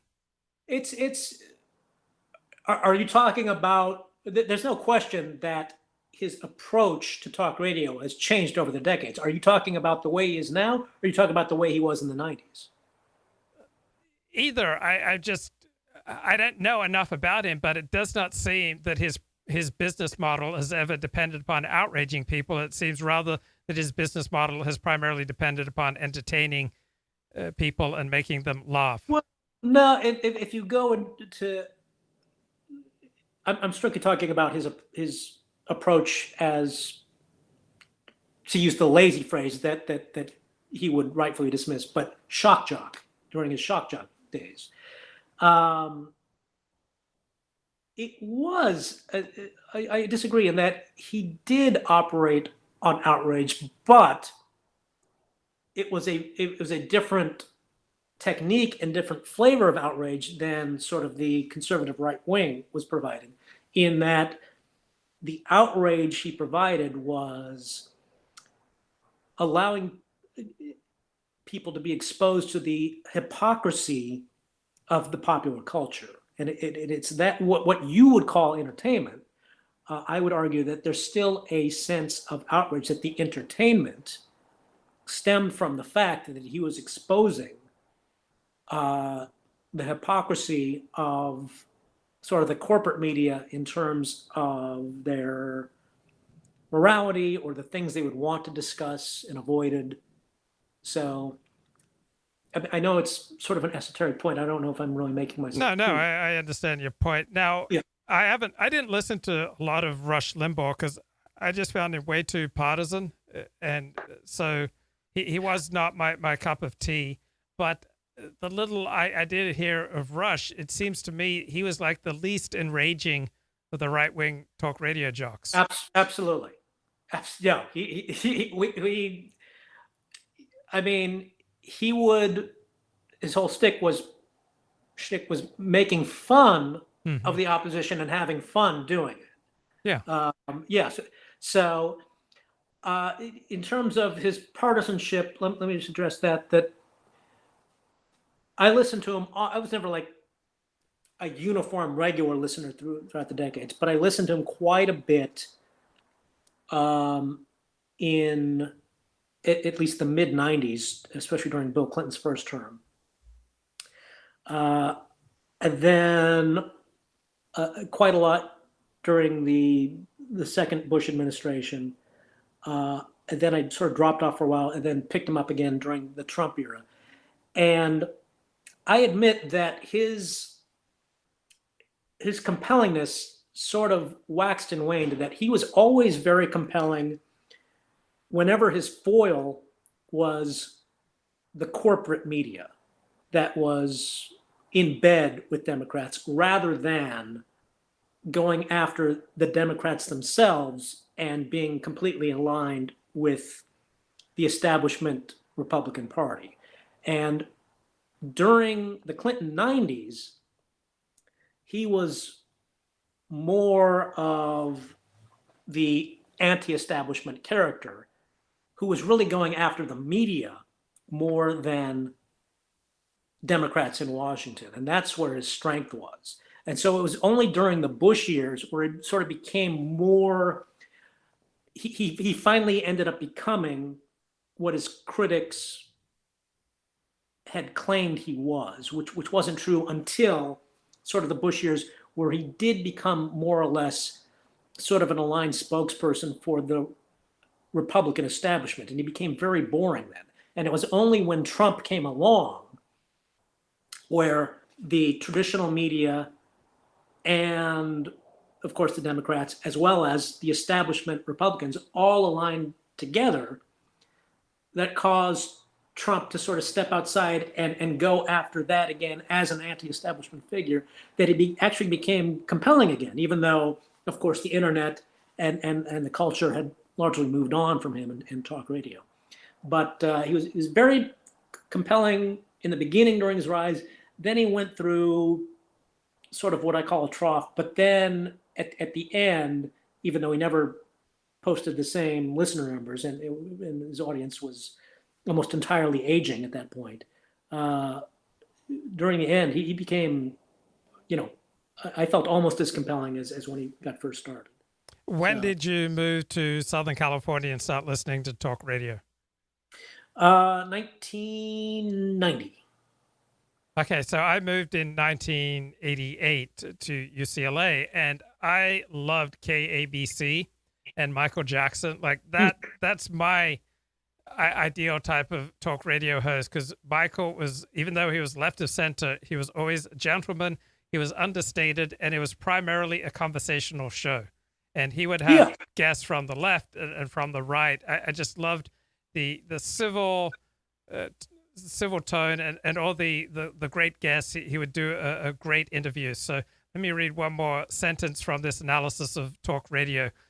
Radio programmers learned long ago that benign conversations led by hosts who present all sides of an issue don't attract large audiences.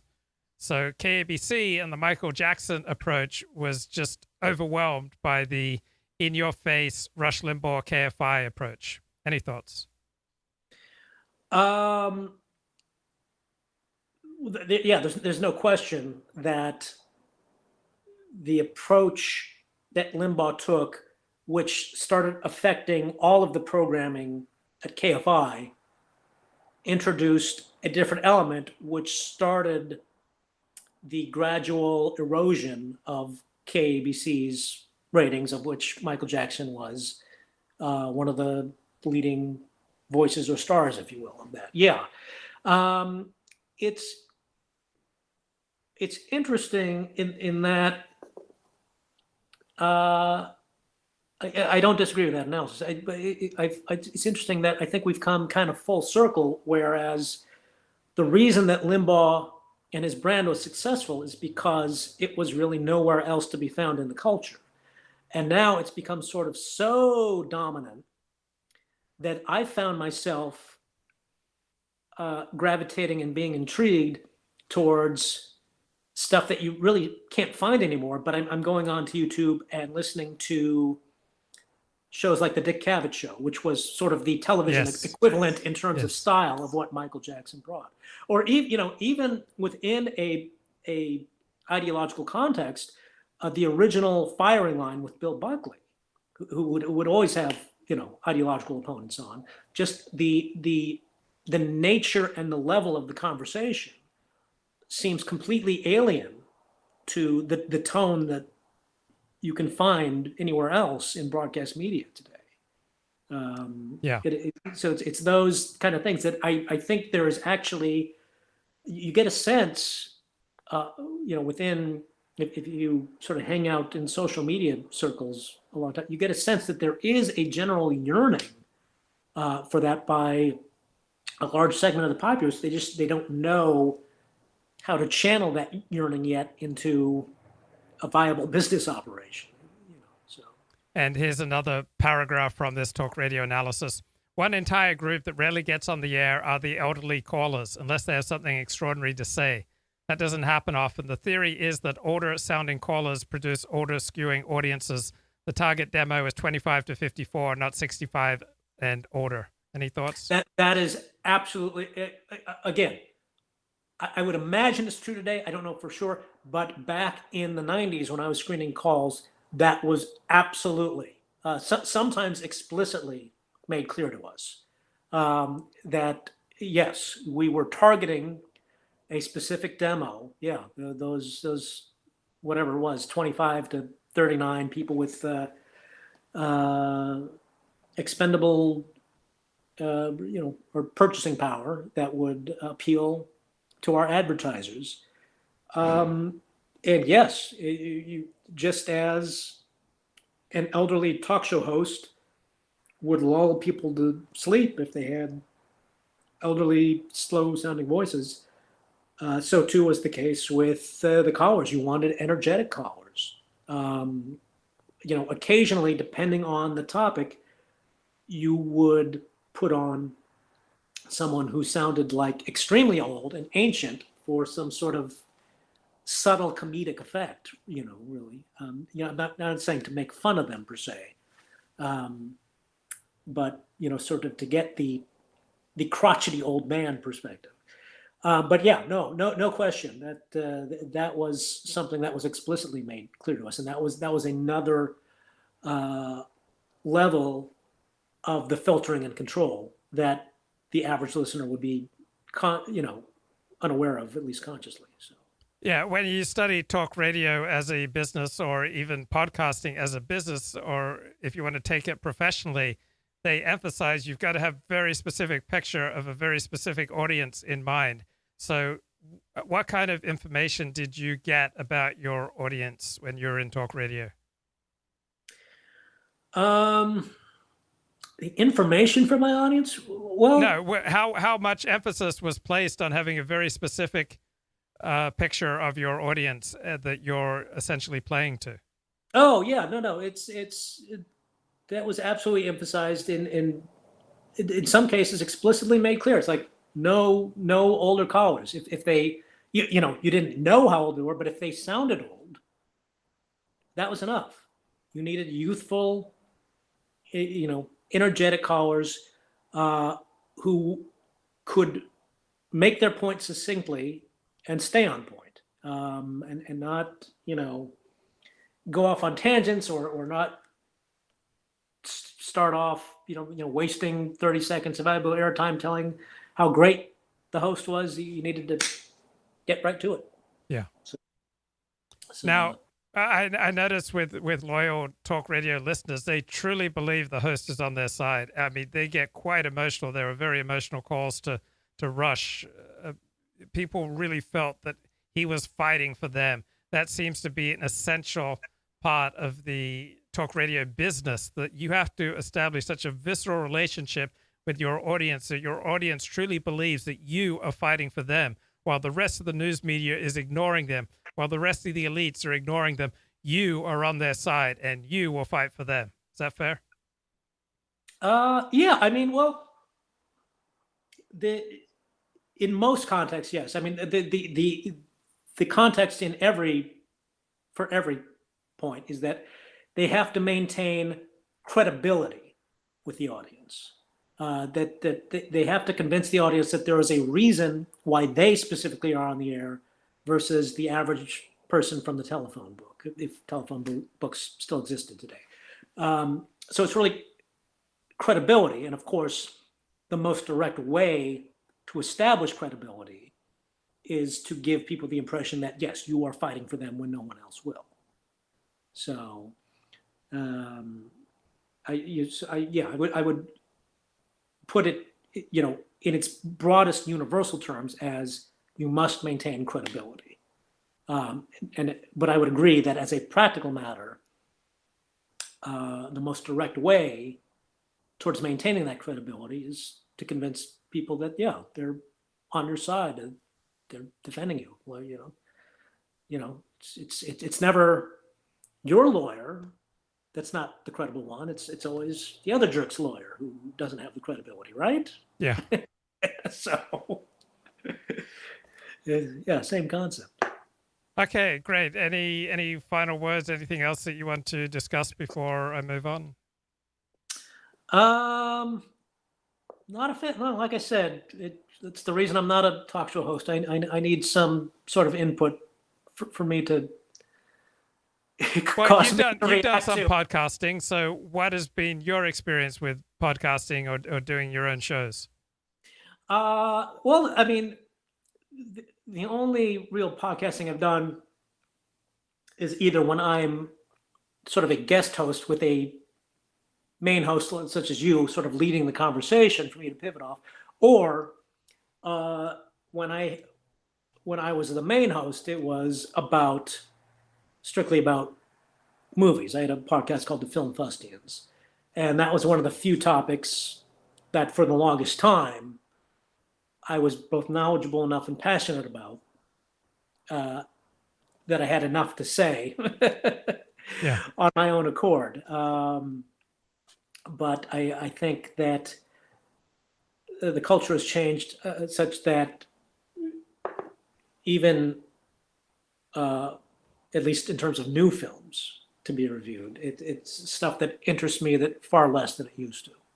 So, And what are your top 3 or top 5 all-time favorite movies?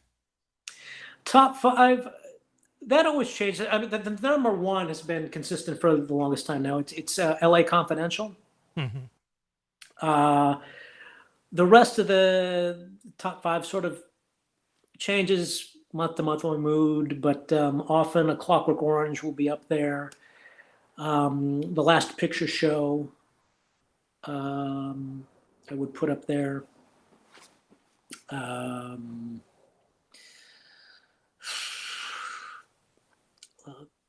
The others were just probably got to keep me in, maybe 5 Easy Pieces.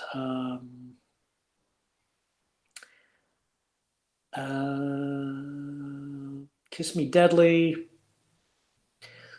Miami Vice. That's one that surprises a And lot. what would you say? Like, you're talking about movies that hundreds of very smart people have written about. So what would you bring to the discussion of these movies on your podcast, or what did you believe you were bringing? Well, for my podcast, we'd usually be talking about sort of the latest new releases in any given week, and it would sort of be like a review. But then we would throw out sort of a top 6 of, and we'd choose a topic, whether it be a genre, top 6 westerns, top 6 courtroom dramas, or top 6 directors, or top 6 villains. There would just be sort of random things to pivot off of.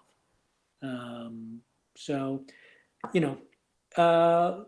still very interesting conversations, but having a conversation about the past conversations like we're doing now, I don't know, probably not the most compelling topic, but yeah, I mean, but this was sort of at the tail end of the era when movies were still important to the culture and had an impact on the culture outside of the realms of movies itself.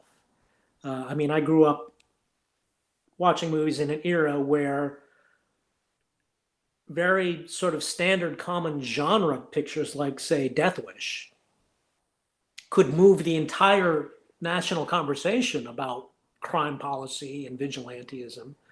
You had people discussing the topic around both the dinner table and in the halls of Washington, D.C. Same thing with China Syndrome. You couldn't discuss nuclear policy in an informed manner if you hadn't seen that film back in the day when 3 Mile Island was going on. It's just no longer the case today. The culture is too fractured. Nobody's on the same page anymore. In the rare instances that you actually find a new and compelling narrative in film that hasn't been sort of diluted by all these sort of corporate considerations about diversity and intersectionality and stuff that has nothing to do with art. even in the rare instances that you find something like that, it's still strictly a personal experience rather than a collective cultural experience. So, and that's why, films were the great art form of the 20th century, but I think their importance is diminished and they're unlikely to be as important in the 21st. And is your podcast still online? What was its name? It was called The Film Fustians. It may very well be. It was on a website that Mark Germain, the former Mr. KFI and Mr. KABC hosted, called talkradio1.com, one spelled out O-N-E, so talkradio, O-N-E, all one word.com. I don't know how far back in the archives his hosting on his site goes back. It's been a long time since I've checked. I found it. Great. So, yeah, I'll link it. And there's still a Facebook page that I maintain, and once a week or so I'll post a new news tidbit on there. So, but usually concerning the trends about theaters closing because of COVID or the death of a notable actor or director. Okay, Justin, great to catch up with you. Thanks, man, for taking the time to talk. No, this is a great conversation. Sometimes they can be challenging with you, and it was today, but this was a very enjoyable one. Okay, man. Take care, my friend. All right, you too. Bye-bye. Okay. Bye-bye. All right, so there's a great piece in New York Magazine by Benjamin Wallace. Okay, he's got a hyphenated last name. David Wallace Wells, that's his name. How the West lost COVID. How did so many rich countries get it so wrong? And how did others get it so right? And David Wallace also has a terrific Twitter thread on this.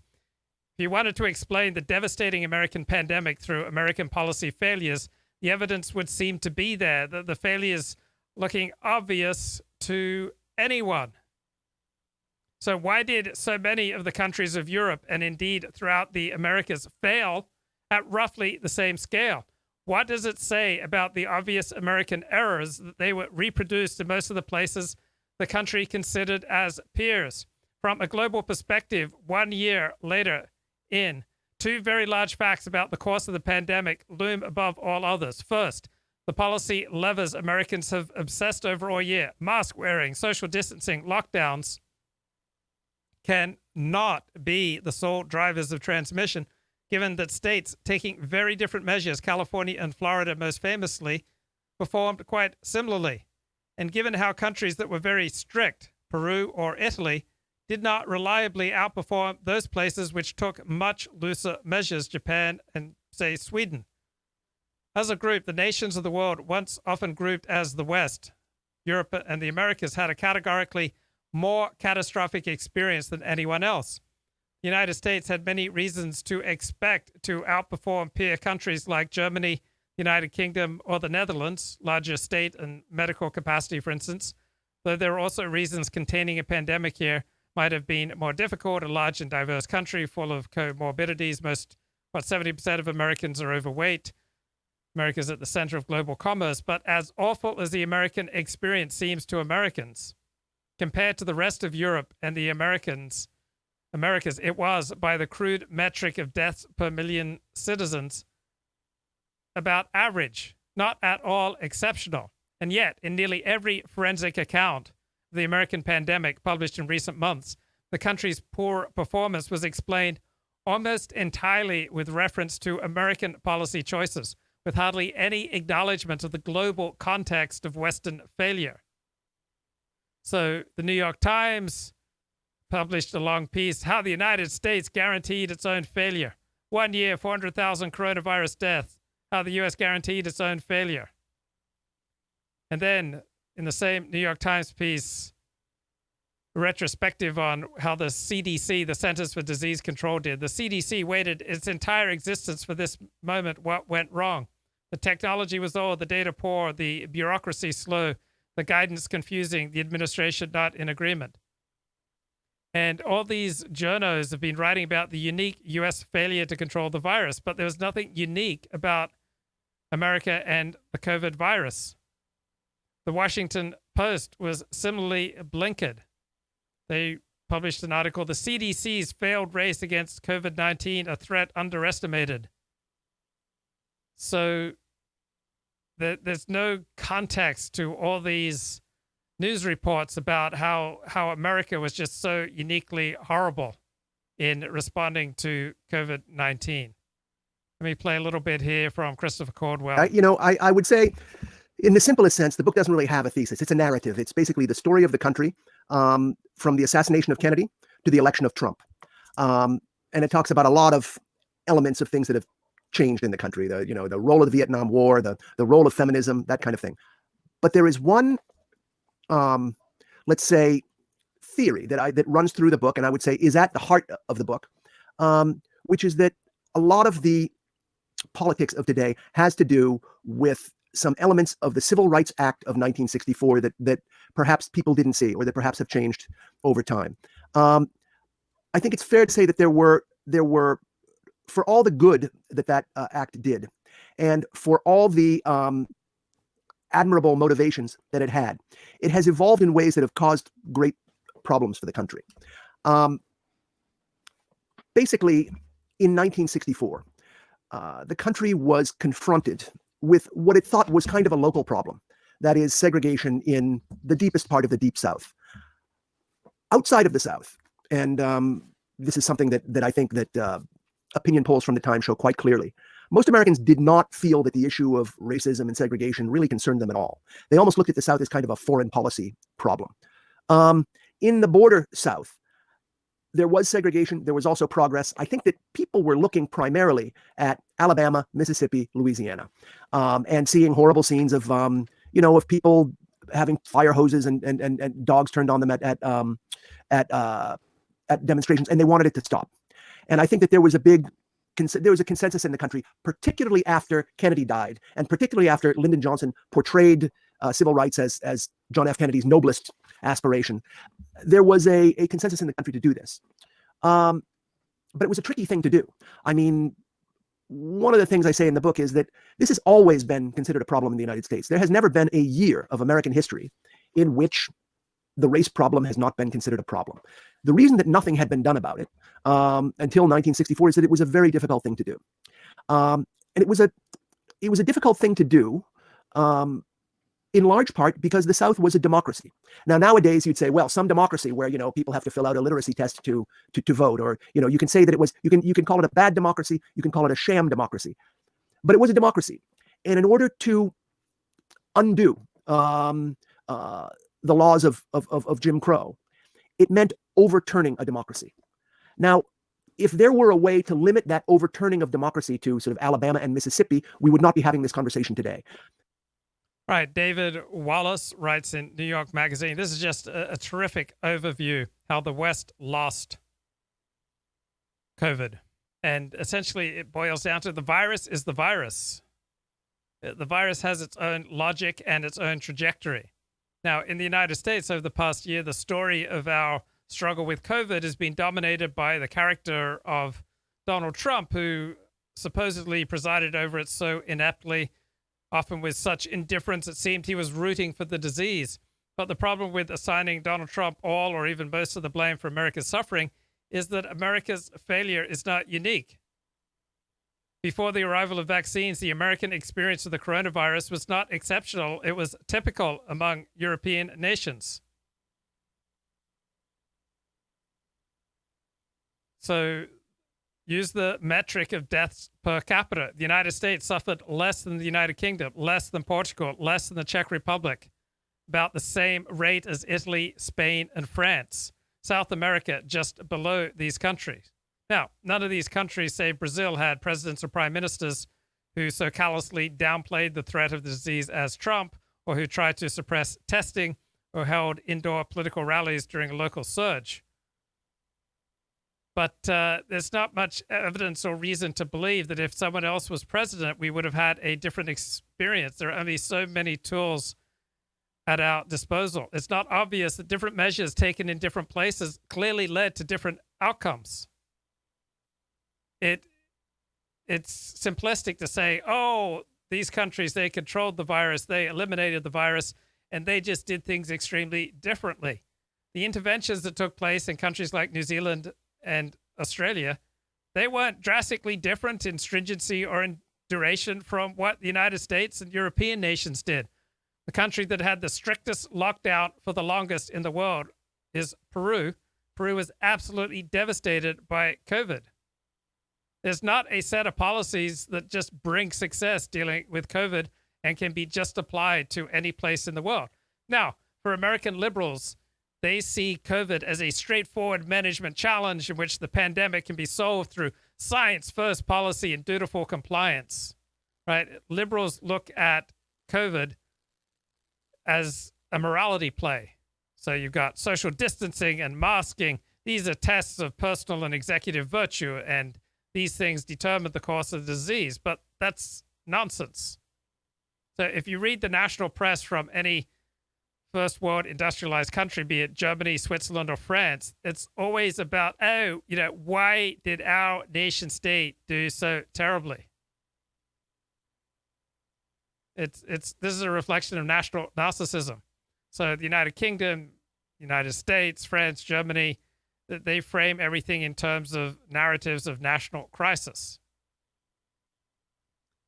The highest per capita death rate in the United States was not found in Texas or in Florida or in some red state. It was found in New Jersey. During the devastating fall surge of COVID, a poll found 90% of Americans were wearing a mask. Close contacts in states with heavy restrictions were not dramatically higher than in laissez-faire places. Draconian lockdowns produced typically plateaus or slow caseload declines, not rapid descent to zero. There are very few relative success stories in the United States. Death rates in Florida, proudly one of the loosest states with its COVID restrictions, hardly any higher than they are in California, self-flagellatingly one of the strictest states. So this Los Angeles Times reporter went to basically every expert. How can this be? How come the results in California are no different from Florida? And I just kept asking these experts over and over and over. The thing I kept hearing from the experts was they don't know. They don't have a good explanation. They kept saying,